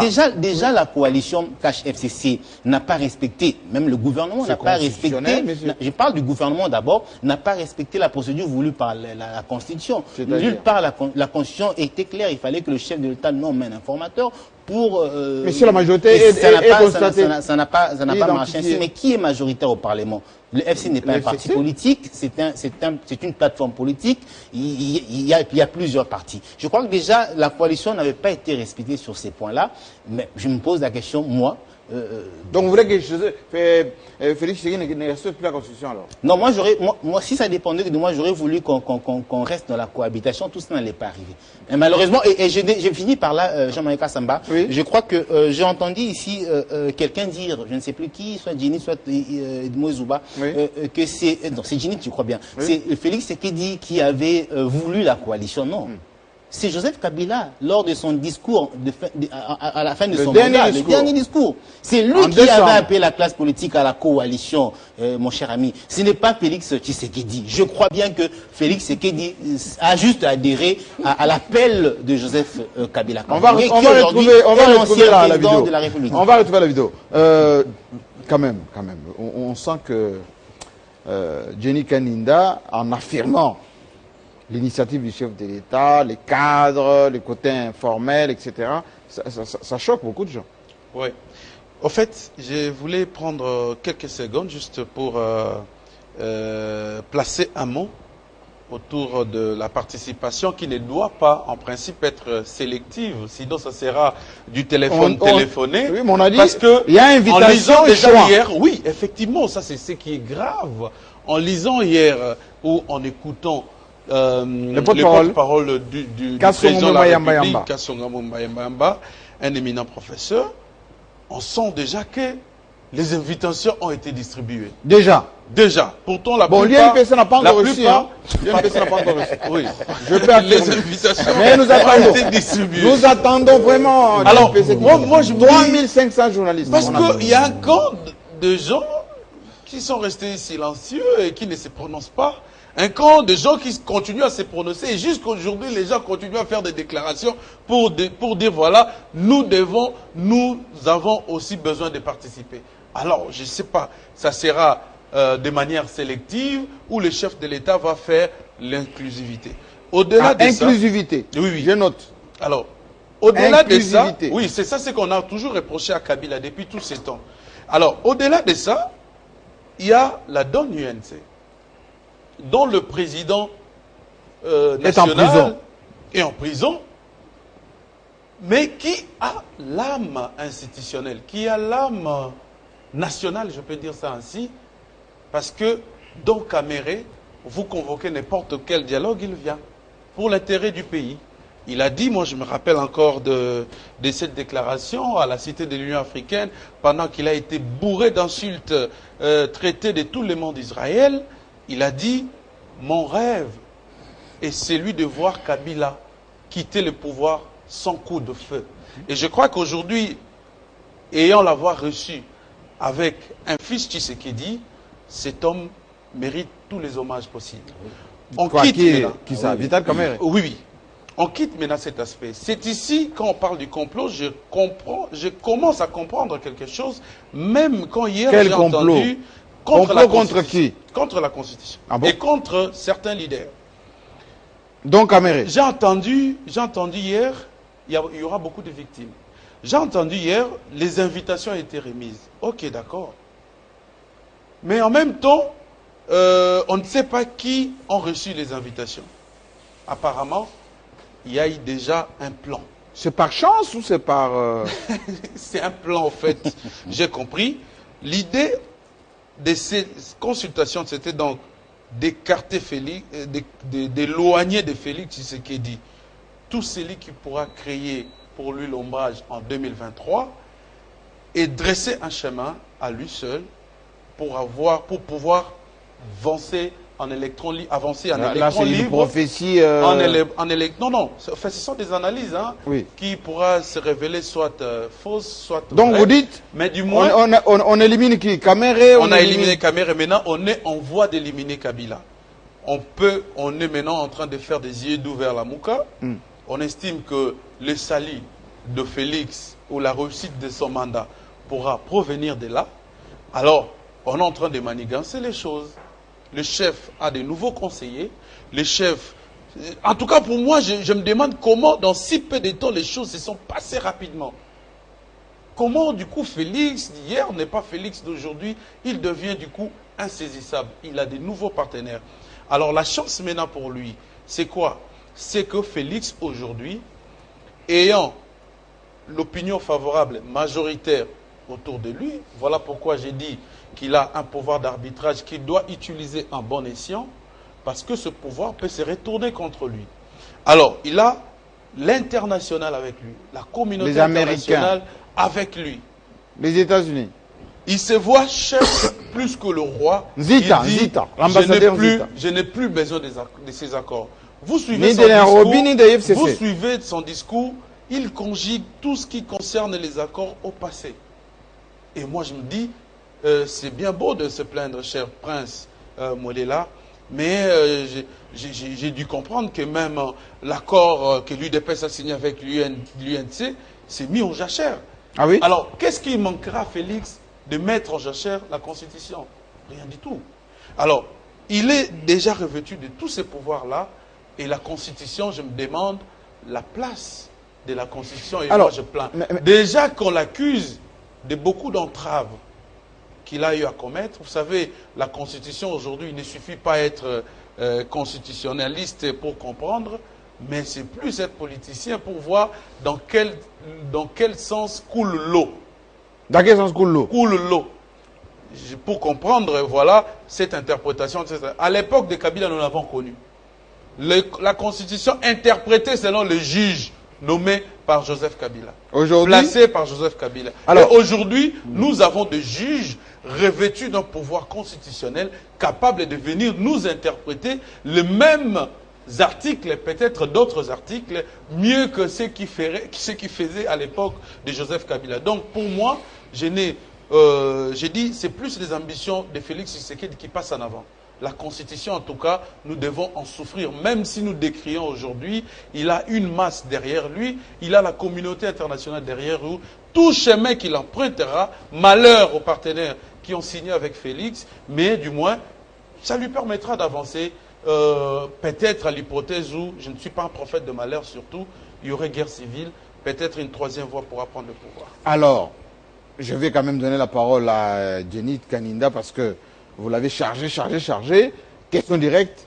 Est-ce que la Constitution est marginalisée aujourd'hui au profit du pouvoir qui doit se consolider autour d'appui d'ambassadeurs Zita, autour d'appui de quelques militants, autour d'appui d'une certaine vision? Merci Jean-Marie. J'aimerais quand même revenir sur les éléments évoqués par les amis ici qui sont à leur troisième prise de parole. Je note qu'on a peint le président de la République comme quelqu'un qui ne respecte pas ses engagements, comme quelqu'un qui n'a pas de sincérité. Non, mais lui dans... l'a dit. Il a dit lui-même. Aucun accord ne peut être au-dessus de la volonté du peuple congolais. Fin de citation. C'est-à-dire qu'il ne le respectera pas. J'ai la parole? Oui, oui. Merci. Je vous protège. Donc, le président de la République comme quelqu'un qui ne respecte pas ses engagements, comme quelqu'un qui manque de sincérité, comme quelqu'un qui entre au Parlement avec deux doigts soulevés, comme un militant d'un parti politique. Qu'est-ce qui est faux dans tout ça?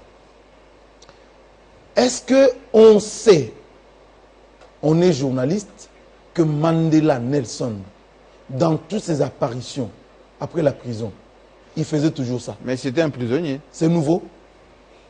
Il le faisait pourquoi? C'était un prisonnier. S'il te plaît, Jean-Marie. Oui. Lorsqu'il faisait ça, c'est quelqu'un qui pense au combat qu'il a mené pour la liberté.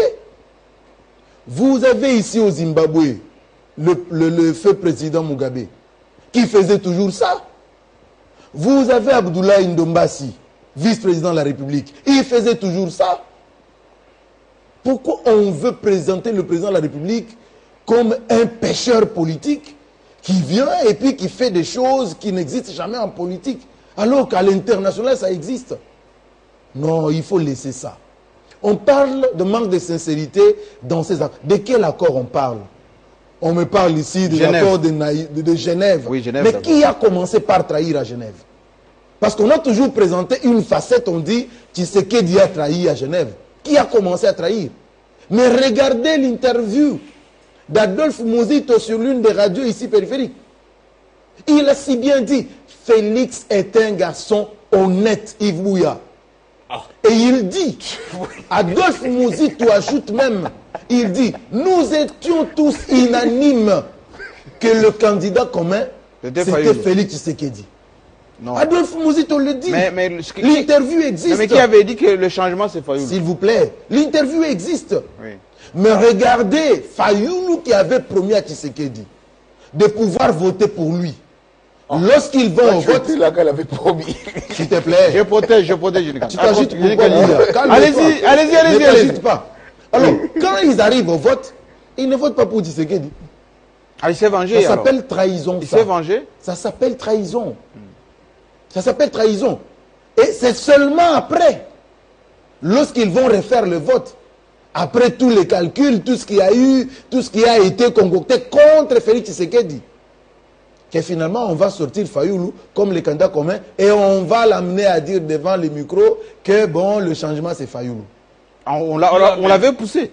Nous connaissons, nous sommes tous ici, nous connaissons ce qui Il s'est était passé. quand même adulte. Tous ici, nous connaissons ce qui s'est Comment on passé. peut le pousser à dire que le changement S'il vous c'est plaît, Fayoulou? Jean-Marie. Il n'avait pas toutes ses facultés. Jean-Marie. Il faut respecter. Non, on aimerait respecter. savoir. Non. Attendez, S'il vous plaît. Bouya, Edmond. Vous avez parlé, je vous ai entendu. Je protège Jenny Kanida. Merci beaucoup. Audi. Merci beaucoup. Allez-y. Donc, Lorsque Félix Tshisekedi parle à Genève, Oui. quand vous regardez l'homme comme ça, vous sentez que ce n'est pas lui qui parle. Arrêtez de dire des choses comme ça. Heureusement, C'est notre chef de l'État. heureusement pour lui, Oui. heureusement pour lui, qu'il a un parti politique vigilant. UDPS. Un parti politique qui se met toujours du côté des intérêts du peuple congolais. Jean-Marc Aboun. C'est pourquoi moi j'ai fini ici par dire qu'en termes d'accord, l'UDPS et tous ceux qui sont sortis de l'UDPS, si vous signez avec eux des accords, Il renonce. assurez-vous, Il renonce toujours. s'il vous plaît, assurez-vous que ces accords-là respectent les intérêts du peuple congolais. Assurez-vous de ça. Si cet accord que vous signez avec un membre de l'UDPS, avec un ressortissant de l'UDPS, avec l'UDPS, si... Non, s'il te plaît, Edmond. Il était président. S'il te plaît, Edmond. Il y a quand même l'élégance. Respectons-nous, d'appeler Edmond. le chef de l'État. Mais il était président de l'UDPS quand même, non? Jean-Marie Kassamba, s'il te plaît, lorsque les amis parlent, je m'étais... Attendez, Ce n'est pas que j'ai peur Edmond d'eux Izouba, laissez. ou que... Continuez, si vous êtes dans Non, votre temps. laissez-moi parler. C'est mon temps Attendez, d'antenne. il est dans son temps. C'est mon temps d'antenne. Il a cette Edmond libéralité. Izouba, s'il te plaît, Edmond. un peu de respect. Allez-y. Quand vous parlez, moi je vous écoute. On vous pique vos minutes, continuez. Non. Je préfère recadrer ça. Allez-y. Une fois pour toutes. Allez-y. Donc quand moi je vous écoute, c'est pas que je vous crains ou ce que vous dites c'est la vérité. Non. Je respecte ce que vous dites. Je vous respecte. Alors respectez-moi devant le public qui nous regarde. Allez-y. Vous avez fait la campagne ici, les Jean-Marie Kassamba, pour l'UNPC. Je vous ai regardé, je vous ai écouté tranquillement. Même si je n'étais pas d'accord avec cette campagne sur la télé, je suis bien d'accord, on est sur Télé 50. Alors il faut me laisser parler. Donc, lorsque vous signez des accords avec l'UDPS ou avec quelqu'un de l'UDPS, assurez-vous que les intérêts du peuple sont respectés. On me dit ici que bon, les accords de Nairobi n'existent plus aujourd'hui. Qui a dit ça? Mais le Qui a déjà dit que les la accords base de de Nairobi l'UDPS déjà n'existent plus? La base de Ces l'UDPS. accords existent. Mais écoutez, il y a eu une entente entre Félix Tshisekedi et Vital Kamerhe. Nous n'avons pas la majorité. Parce que notre accord prévoyait que, parce qu'aujourd'hui on a tendance à ne prendre qu'une seule partie de cet alinéa-là. On oublie une autre partie. Notre accord prévoyait qu'une fois que nous sommes au pouvoir, toi tu seras Premier ministre dans ce premier mandat. Tu seras Premier ministre. Mais maintenant que nous n'avons pas la majorité, on fait comment? Ils l'ont tué alors. C'est Vital Kamerhe qui dit à Félix Tshisekedi Que? Président, je crois que nous n'avons pas la majorité, ça c'est vrai. Nous pouvons d'abord mettre ça de côté. Ah bon, c'était quand? Tu nous informes Nous alors. pouvons mettre ça de côté. Attention, les gens de l'UNC. Laissez-moi parler. Laissez-moi parler. Laissez-moi parler. Continuez. Laissez-moi parler. Un accord verbal ou écrit? Edmond, s'il te plaît. Attendez. Je sais que Allez-y. tu cherches à m'énerver. Allez-y. Tu ne m'auras pas. Tu Allez-y. cherches à m'énerver. C'est pas le présentateur. Allez-y. Donc, je suis Monsieur en face Izouba, de deux pardon. présentateurs. Edmond Je suis Izouba. en face de deux présentateurs. Allez-y. Qui ont d'abord fait la campagne ici. Donc, Non. laissez-moi parler. Allez-y. Alors, c'est Vital Kamerhe qui va, dans son entente avec Félix Tshisekedi, reconnaître qu'on n'a pas la majorité. Je ne peux pas être Premier ministre. C'est impossible. Et même si nous voulons respecter la Constitution, c'est impossible que moi je sois Premier ministre. On met cette disposition de côté. Laissons le Premier ministre sortir de la majorité, donc du FCC et son camp. C'était entendu. La disposition a été mise de côté. Donc mais ça- pourquoi aujourd'hui Donc on ça enterrait. semble dire aux Congolais que l'accord a été placé dans le placard parce que c'était simplement la volonté de Félix Tshisekedi, alors que les deux se sont entendus. Donc là, c'est manipuler l'opinion. Ça, ce n'est pas correct de la part de nous journalistes. Parce que nous connaissons ce dont je parle. Parce qu'on ne pouvait pas avoir un Premier ministre autre Non, on parle de que de la majorité 2023, pour on que la parle de majorité. 2023. Alors maintenant, le manque du respect de l'accord de Nairobi, c'est à quel niveau? Nous ne sommes pas en 2023, Jean-Marie Kassamba. Nous ne sommes qu'en 2020. Alors, est-ce que l'accord de Nairobi prévoyait que lorsqu'on sera au pouvoir, qu'il y ait des tournements de fonds publics? Parce qu'aujourd'hui, on a tendance à croire que bon, c'est Félix Tshisekedi qui doit donner l'injonction pour que Vital Kamerhe sorte de la prison. L'injonction doit venir de Félix Tshisekedi. Et c'est ce qu'on veut. Mais le boulevard dont parlait Edmond Izuba tout à l'heure, le boulevard qu'on veut faire à Félix Tshisekedi. S'il te plaît, Jean-Marie, laisse-moi quand même parler. Non, mais le boulevard. Quand les amis parlent, je crois qu'ils ont mais je vous aide un tout petit peu. Vous refusez même au présentateur de vous poser des questions. Non, le boulevard dont parlait Edmond Izuba. Merci le deuxième invité de compléter l'invité principal, le présentateur. Allez-y, allez-y. Donc, on veut faire croire à l'opinion que le problème de Vital Kamerhe aujourd'hui, sa solution s'appelle Félix Tshisekedi. C'est lui qui doit donner l'ordre aux magistrats pour qu'ils mettent fin au recours de Vital Kamerhe et décider carrément qu'il sorte de la prison. C'est ce qu'on veut dire à l'opinion. Ben, il y a l'amnistie. Ça, j'ai dit non. Troisième élément, lorsqu'on veut faire croire à l'opinion le contraire de l'idée du président de la République pour la convocation des consultations, on n'a pas dit qu'on va convoquer tout le monde. Jean-Marie Kassama pour dire non, on va inviter l'UNPC. Le président dit, je vais faire appel aux personnalités représentatives. Personnalités représentatives. Ça signifie quoi? C'est des personnes qui aujourd'hui représentent au moins une bonne frange de la population. Exemple. Lorsque par exemple on regarde au Parlement, où il y a la représentativité du peuple congolais, avec les 500 députés, mais qui sont regroupés dans des partis politiques et autres formations politiques. Mais lorsque on regarde de ce côté-là, on sait que par exemple, l'UNC, c'est un parti politique qui a derrière lui, c'est encore combien de députés? 16 députés. 16 députés. Oui. Ça signifie que si je consulte l'UNC, ça représente 16 députés, et derrière ces 16 députés, il y a autant de Congolais. Bon, les PPRD. Lorsque j'invite Jean-Pierre Bemba, derrière Jean-Pierre Bemba, il y a une vingtaine de députés. Et ça représente une telle frange de frange. Et si j'invite le PPRD? C'est ça la représentativité. Et si j'invite le PPRD? Si j'invite le PPRD, c'est combien? Ramazan Ishadari, il viendra, et c'est autant de personnalités derrière. Plus de 100. Donc le point de vue de Ramadan Chali va l'emporter. Mais maintenant, c'est là qu'on veut induire la population dans l'erreur. Lorsque ces gens-là viennent, ils ne viennent pas avec le dictat chez le président de la République. Vous devez faire ça. Non. Le président dit, j'ai écouté les églises. Les églises ont parlé. Nous ne voulons pas de ce mariage cash FCC. Les mouvements citoyens ont parlé. Les gens parlent dans la rue. Il faut dissoudre l'Assemblée. Il faut mettre le Premier ministre qui a été rebelle aux ordres du Conseil des ministres. Il faut déchoir le président de l'Assemblée nationale du Sénat. Et ce que vous dites là est plus important que la Constitution. S'il vous plaît, j'ai entendu les gens parler. J'ai une décision. Mais je la prendrai après avoir consulté les personnalités représentatives du pays. Donc, que les invitations soient déjà envoyées aujourd'hui, on envoie aux personnalités représentatives. Si l'UNPC veut aller aux consultations, mais je serai fier de cela parce que je fais partie du comité, donc je serai consulté moi aussi. Bravo. Donc il ne faut pas qu'on induise l'opinion en erreur par rapport à la vision du président de la République. Il y a blocage, c'est au niveau des institutions. Bouya vous dit le problème c'est entre deux individus, c'est entre Kabila et Tshisekedi. Qui a dit ça? Ça vient de Bouya. Ce n'est jamais sorti du discours du président de la République. Il a évoqué les problèmes que connaissent les Congolais aujourd'hui. Le problème du Congo aujourd'hui, en termes du nouveau bureau de la Commission électorale nationale indépendante. Au niveau de la magistrature, même si on nous dit ici, quand il a voulu la prestation de serment, il a obtenu. Et il a fait. Mais il a obtenu au prix de... Non, il a fait, il s'est imposé. La présidente de l'Assemblée nationale a refusé. Mais il s'est imposé. Le président du Sénat a refusé. Mais maintenant, regardez. Lorsqu'il s'agit par exemple du financement de la gratuité de l'enseignement. Mais il peut s'imposer aussi. C'est-à-dire quoi?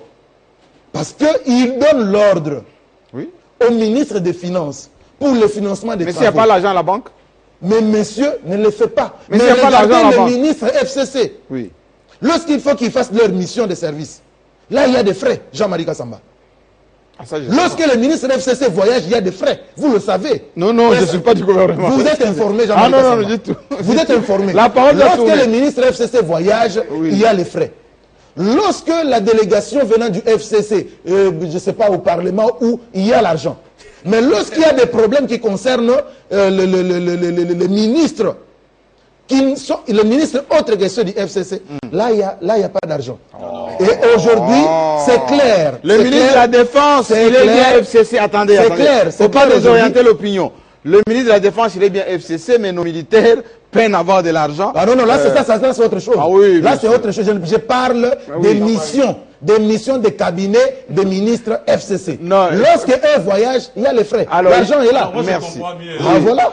Entendre Dionit, c'est vraiment une très longue litanie qui nous laisse à conclure que si tout va bien, c'est Félix. Oui. S'il y a blocage, c'est Vital, les autres. C'est les Vital, c'est Vital FCC, et tout ça. Oui. Et c'est ça, c'est que lui vraiment, il veut faire gober l'opinion. Alors ça, c'est grave. Donc, il veut... et puis, je ne sais pas pourquoi il cherchait à dénigrer l'autorité du président de la République. Non, c'est pas lui. Non, le chef de l'État, c'est pas lui. C'est pas lui qui a fait ça. 100 jours, non, 100 jours, c'est pour Vital. Donc, je comprends mieux le boulevard dont je vous parlais. Il faut écarter, enlever tout ce qui peut constituer blocage pour Félix, pour avancer. Et je ne vois nulle part dans sa réflexion, là où il a eu à contredire cela. Mais il le fait au prix de quoi? Au prix des violations de manière intempestive de la Constitution. Ne vous abusez pas à faire des interprétations et être aussi... je dirais, inaudible pour embraser tout ce qui se raconte dans les télés et tout ça, machin, par-ci, par-là. Je vous ai donné la coloration dès l'époque de Kabila, comment les articles étaient interprétés, et vous gardez aujourd'hui, l'eau va couler dans le sens du régime. Donc j'ai dit aujourd'hui qu'il y aura des victimes, et les victimes, ce sont les signataires des accords politiques avec Félix Tshisekedi, parce qu'il n'a jamais... Mais pourquoi? Parce qu'il a démontré que Félix n'a jamais violé aucun accord. C'est encore très grave quand il dit qu'à l'UDPS, il faut faire attention à l'UDPS. Ça, c'est pour nous dire quoi? Que l'UDPS ne respectera pas plus jamais des accords, l'UDPS n'a pas besoin des accords, alors qu'actuellement, Félix Tshisekedi a besoin des alliés importants, des alliés de taille pour faire route ensemble. Mais ce qui va plus bloquer, c'est que tout le monde se retrouve être trahi par Félix Tshisekedi. Non, il ne faut pas dire ça, monsieur. Mais il est chef de l'État, il est au-dessus de la mêlée. Oui, d'accord. Voilà d'ailleurs le pouvoir d'arbitrage qu'il a aujourd'hui, qui met fin à tous les accords. Mais il a trahi qui? Oh, mais il a trahi publiquement d'abord la Mouka. Dionit dit, on l'a amené comme un enfant devant le micro pour dire, voilà, les changements aujourd'hui, c'est Fayoulou. Donc j'apprends ça de Dionit, et puis de Dionit, et puis Dionit nous révèle encore que c'est Kamere qui a dit, voilà, chef, vous êtes chef, vous ne pouvez pas être étouffé, abolissons d'abord l'accord de Nairobi pour on met de côté, on met de côté, en attendant 2023. Et tout ça, et ainsi de suite. Et puis, il dit encore, non, vous voyez, à l'UDPS là-bas, il faut, non. Ici, quand on parle de l'UDPS, on voit d'abord l'autorité du parti. Il y a des prérogatives qui peuvent engager le parti. J'aurais voulu qu'il soit un peu plus honnête, comme le père l'a fait, Étienne Tshisekedi, en disant non, soit, ça c'est avant les élections, il dit, si vous signez les accords avec moi, vous devriez attendre à ce que moi je vous dise qu'est-ce que je vais vous donner. Il était clair. Là, au moins, nous avons reconnu l'âme du parti. On dit, voilà un homme. Mais vous venez comme un agneau, vous signez ensemble, vous faites même des discours publics pour nier après. Ça, ce n'est pas le problème. Alors aujourd'hui, je me dis, les choses vont avancer, en tout cas pour mon pays. Je n'ai jamais souhaité le mal. Tshisekedi reste les pivots. Il a les leviers politiques, l'avenir du pays entre ses mains. Mais il doit l'utiliser en bon escient. Alors, on doit conclure il doit tenir compte des uns et des autres. Il ne doit pas s'imposer comme Dionit le croit. Non. Si aujourd'hui il se met à l'évidence, il voit que c'est le FCC qui est majoritaire et que les accords a été, par exemple, mal signés ou tout ça, il n'est plus à mesure de continuer, on part en cohabitation. Et non créer une crise qui ne pourra, en tout cas dans toutes les façons, toutes les crises qu'il aura créées, ainsi de suite, ça ne changera rien du lendemain. Mais Jean-Marie, est-ce qu'il m'a contredit? Ça sera déjà des crises connues. Non, est-ce qu'il m'a contredit pour vous donner quel est l'article de la Constitution que Félix Tshisekedi a violé intempestivement? Non, il ajoute violation intempestive. Violation intempestive. Le français, les mots ont tout leur poids. Le mot ont tout leur poids. Il dit, Edmond Izoba vous dit, violation intempestive. Deux, il vous dit, il a trahi tout le monde. Est-ce qu'il peut vous dire qui est-ce qu'il a trahi? Parce que moi, je vous ai donné l'historique des accords. Et j'ai démontré que ça n'a jamais été trahi. Mais lui vous dit qu'il a trahi tout le monde. Il a trahi Fayoulou, il a trahi Katumbi, il a trahi les accords de Genève. Où et comment? Les accords de Genève. Mais démontre si comment. Aujourd'hui, Fayoulou a gardé une dent contre Tshisekedi, c'est à cause de ces accords. Est-ce que tu peux démontrer comment il a trahi? Parce que, aussitôt que Tshisekedi dit les changements, c'est Fayoulou. Fayoulou s'est cru déjà être... Merci beaucoup de conclure. Des verbiages. Il faut qu'on puisse conclure. Il faut qu'on puisse conclure. Je ne suis pas d'accord avec Au cas où, je vous ai posé cette question sur la Constitution, mais clôturons par là, parce que c'est la thématique de l'émission, dialogue, négociation, consultation et constitution, quand bien même on va tenir ce qu'on appelle l'union sacrée, constitutionnellement, sur le plan des institutions, ça se fait comment? On dissout tout le monde? Déjà, ça sera pas possible déjà, puisque ceux-là qui attendaient que le chef de l'État puisse dissoudre le Parlement, je pense qu'ils n'ont pas eu le temps de lire la Constitution. On parle d'une crise persistante entre le gouvernement et l'Assemblée nationale. Et cette crise-là, je crois que dans leur rêve, bien sûr, il n'y a pas de crise. Il n'y a pas de crise persistante. Il faut déjà oublier... Mais à quoi ça va servir alors l'union sacrée. C'est l'union sacrée, justement. Ça va servir à mettre tout le monde autour d'une table, parler RDC, parler du pays, et s'entendre, justement. Peut-être on pourra aboutir à une nouvelle coalition. Mais justement, c'est là où je m'interroge... le mécanisme, c'est ça, je m'interroge. Alors, je ne suis pas d'accord avec Edmond Izoba lorsqu'il dit que le chef de l'État pourra créer des crises, ou il a créé des crises. Mais je me demande quelle crise Félix Tshisekedi a créé. Non, attendez, il ne faut pas vendre mal l'image du chef de l'État quand même. C'est le président de la République. Il a créé quelle crise? Jusque-là, tu ne pourras pas nous donner... Les crises à venir, je ne dis pas aujourd'hui. Mais non, tu as dit qu'il pourra créer des crises. Oui, comment tu peux dire ça? C'est grave. Les consultations actuelles, si ce n'est pas bien géré, ça pourra engendrer... Là, tu t'es contredit. Concluez. Je reviens vers il nous reste 3 minutes. Oui, je termine. Et il dit que Vital Kamerhe a poussé le chef de l'État à aller en coalition avec le FCC. Une fois de plus, c'est faux. On a tous suivi le procès 100 jours. Il faut Vital Kamerhe, mais justement, il attribue des propos plutôt à Vital Kamerhe qui ne sont pas le leur. Il n'a jamais dit ça. Vous avez suivi, on a suivi tous le procès 100 jours. Vital Kamerhe avait expliqué comment il est devenu directeur de cabinet. Donc c'est le chef de l'État qui est venu vers Vital Kamerhe. Il a dit, mon cher, voilà, on n'a pas de choix. Il a dit, tu as parlé de Vital Kamerhe. C'est le voilà. Lui, il a inversé. C'est le chef de l'État qui est venu vers Vital Kamerhe. Il a dit, mon cher, pourras-tu accepter d'être directeur de cabinet? Alors que le choix c'était Béron. Vital Kamerhe, il a dit, je n'invente rien. Le procès était en direct télévisé, diffusé plutôt sur la chaîne nationale. Quand il a dit l'accord de Nairobi a été mis au frigo parce que le cash n'avait pas la majorité, donc...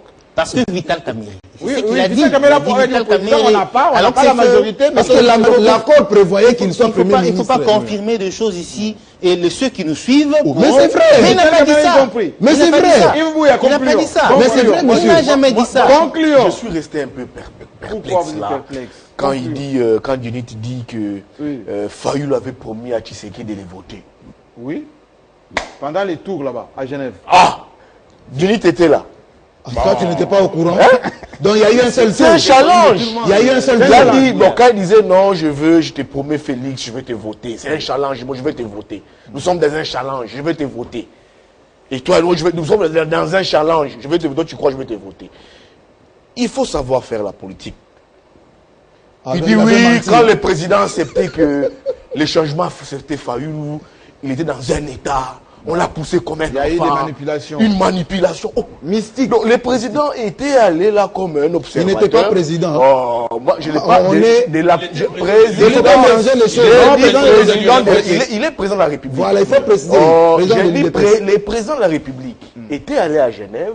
Alors président de l'UDPS, comme un petit bambin, qu'on devait manipuler, et puis mettre des choses dans la bouche.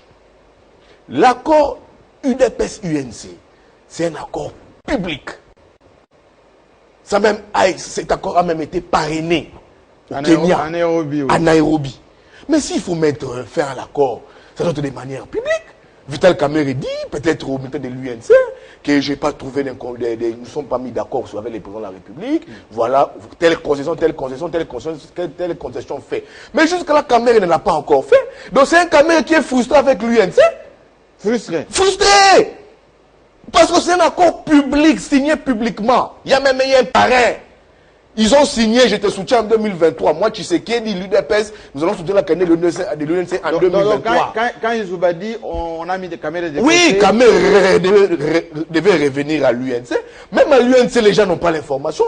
De ce qui est devenu cet accord. Kamerhe devait revenir, oui. Voilà ce que j'ai discuté avec mon partenaire. On a fait ça, cet accord tombe. Je vais dire des cabinets.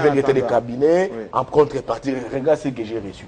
Mais de toutes mes informations, Kamerhe ne l'a jamais fait. C'est pour dire que Kamerhe a été frustré. Il a compris que ce qu'il devait recevoir comme promesse, il ne l'a pas reçu.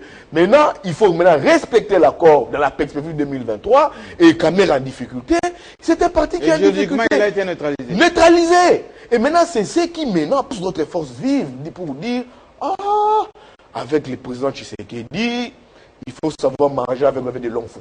Parce que tous sont maintenant prudents. Ils se disent, même Lamouka peut partir. Lamouka peut aller. Katoum peut aller. La position de Katoum et Bemba, c'est ça. Ils veulent y aller discuter parce que pour eux, il faut déjà discuter avec Félix. Vous avez vu à la pression des serments des juges constitutionnels, ils ont envoyé des députés.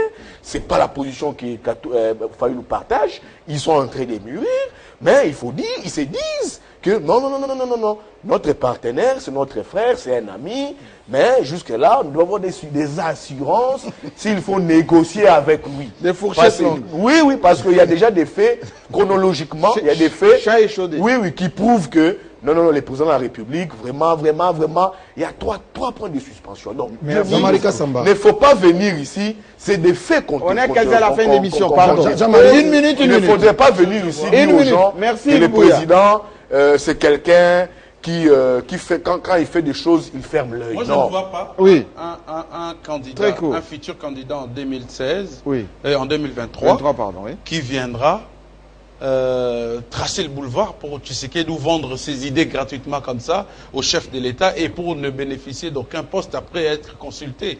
Donc j'estime que voilà, c'est ils viendront avec de longues fourchettes. Entendre Dionit. Donc le président est en train d'enrichir sa vision avec les idées des autres. Surtout, pour il n'a pas encore fini avec voir comment les bloquer et surtout dans l'idée des gens. Et ça ne sortira pas. Les gens savent.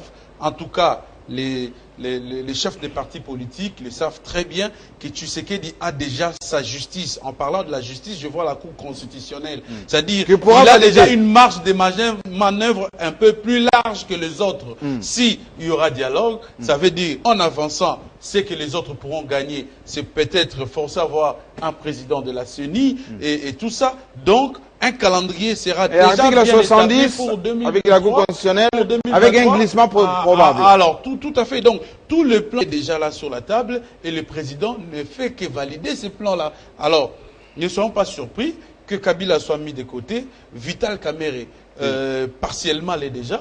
Et puis après, Félix va continuer avec, il désignera comme lui.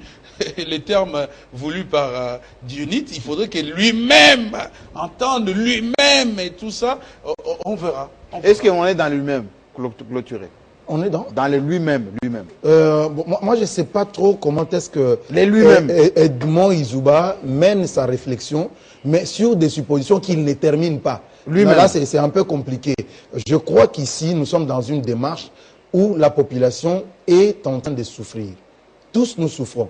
peut-être pas certains entre nous ici, mais la population souffre. Et le président se dit, j'ai des décisions que je dois engager maintenant au profit de la population congolaise. Oui. Mais la population m'oppose une ligne à suivre, notamment la dissolution de l'Assemblée nationale. Donc la population le pousse à la faute. Pour que la population lui oppose la dissolution de l'Assemblée nationale, la dissolution du gouvernement par le débarquement du Premier ministre. Oui. Il dit, moi j'ai une décision. Nous ne la connaissons pas, nous ne connaissons pas la décision du président de la République. Oui. Mais il dit, je veux consulter les personnalités représentatives qui vont peut-être réconforter la décision qu'il doit prendre, ou peut-être qui vont l'amener à changer la décision qu'il a. Mais il n'exclut pas la mise en commun de toutes les intelligences du pays pour l'intérêt supérieur de la nation à travers l'union sacrée pour en respectant la Constitution. Mais, tout à fait. Merci. Il faudra respecter la Constitution.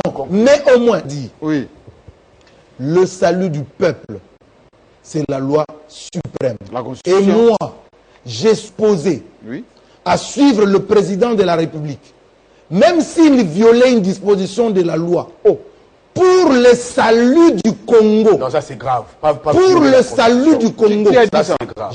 Je suis en train de dire moi. Ah, vous, moi. Ok. Même le président de la République, il a dit qu'il allait violer la Constitution. J'ai dit moi, Diony Kanimba, ami du changement. Oui. Même si le président de la République violait la Constitution, violait une disposition de la loi, pour l'intérêt supérieur de tous les Congolais, je suis prêt à les soutenir. Jean-Marie. Mais ces Congolais lui auront dit quoi? Quand? Dans les consultations. Il y a encore un bémol. Oui. Le président de la République appelle à des consultations qui puissent déboucher à un dialogue pour requalifier l'action gouvernementale. Mais il a son allié qui refuse d'y aller. Maintenant, on se demande qu'est-ce qu'il va faire avec son allié. Les FCC qui est majoritaire. Qui est majoritaire à l'Assemblée nationale. Comment le président peut résoudre ces problèmes? C'est ça maintenant les vrais problèmes. On vient, on discute. Nous allons élargir les gouvernements. Sous le label Union Sacrée. Oui. Mais dans l'entretemps, qu'est-ce que le président de la République fait du FCC? Il va l'oublier. Maintenant qu'il reste majoritaire, tout doit passer à l'Assemblée nationale, là, le FCC. Aussi longtemps qu'il n'est pas dans Prince vous a dit le FCC n'est pas majoritaire. Écoute, d'abord, reste sur les faits. Il faut rester sur les faits, il ne faut pas divaguer. Aussi longtemps que le président de la République n'a pas encore dissous cette Assemblée nationale, il y a assez trop de préalables. Que le président de la République nous dise, dans l'entretemps, il discute, il consulte. Parce qu'il n'y a pas de conseil des ministres. Oui, il n'a plus de conseil des ministres. Il élargit les gouvernements. Mais qu'est-ce qu'il fait maintenant du FCC au sein des institutions? Attendons voir. Tu vois, est-ce qu'il va débaucher Mais les débauches, non, les débauches, il faut lire l'article 26 sur 54 du règlement d'intérêt de l'Assemblée nationale. C'est clair. Tous les députés optent déjà pour une ligne, ils sont déjà identifiés, majorité, opposition, non inscrits. Oui. Et puis les députés qui ont signé, qui ont prêté loyauté à Kabila hier à Kingakati. Il n'y avait pas de loyauté. Moi, à la fin j'ai suivi. Il n'y avait pas de loyauté. Moi je pense que fidélité, loyauté. Moi je pense que ça complique. Kabila, les vrais problèmes va se jouer au niveau de l'Assemblée nationale. Kabila est jaloux pour ses députés. Si ça bascule, il se mettra en insécurité. Et je vois Kabila aujourd'hui prêter les boulevards à Félix, déraver tous ses députés. Alors pour ça, il est même prêt à mourir. Il va mourir pour ça. Kabila. Il va mourir pour ça. Parce que si la majorité basculait, il se met en insécurité politique. Il va faire quoi? Il va maintenir cette majorité pour, comme l'aide dans la résistance. Maintenant, j'ai dit à Dionite, aujourd'hui qui prêche les nouveaux pouvoirs, qui prêche le président de la République, qu'est-ce qu'il fait de son partenaire qui est majoritaire dans les institutions? Attendons sa décision. Il suggère élargir. Attendons sa décision. Attendons sa décision. Clôturer. Moi, je pense qu'il ne faut pas être pressé. Oui. Déjà, déclarer les divorces FCC-CAJ, c'est très tôt.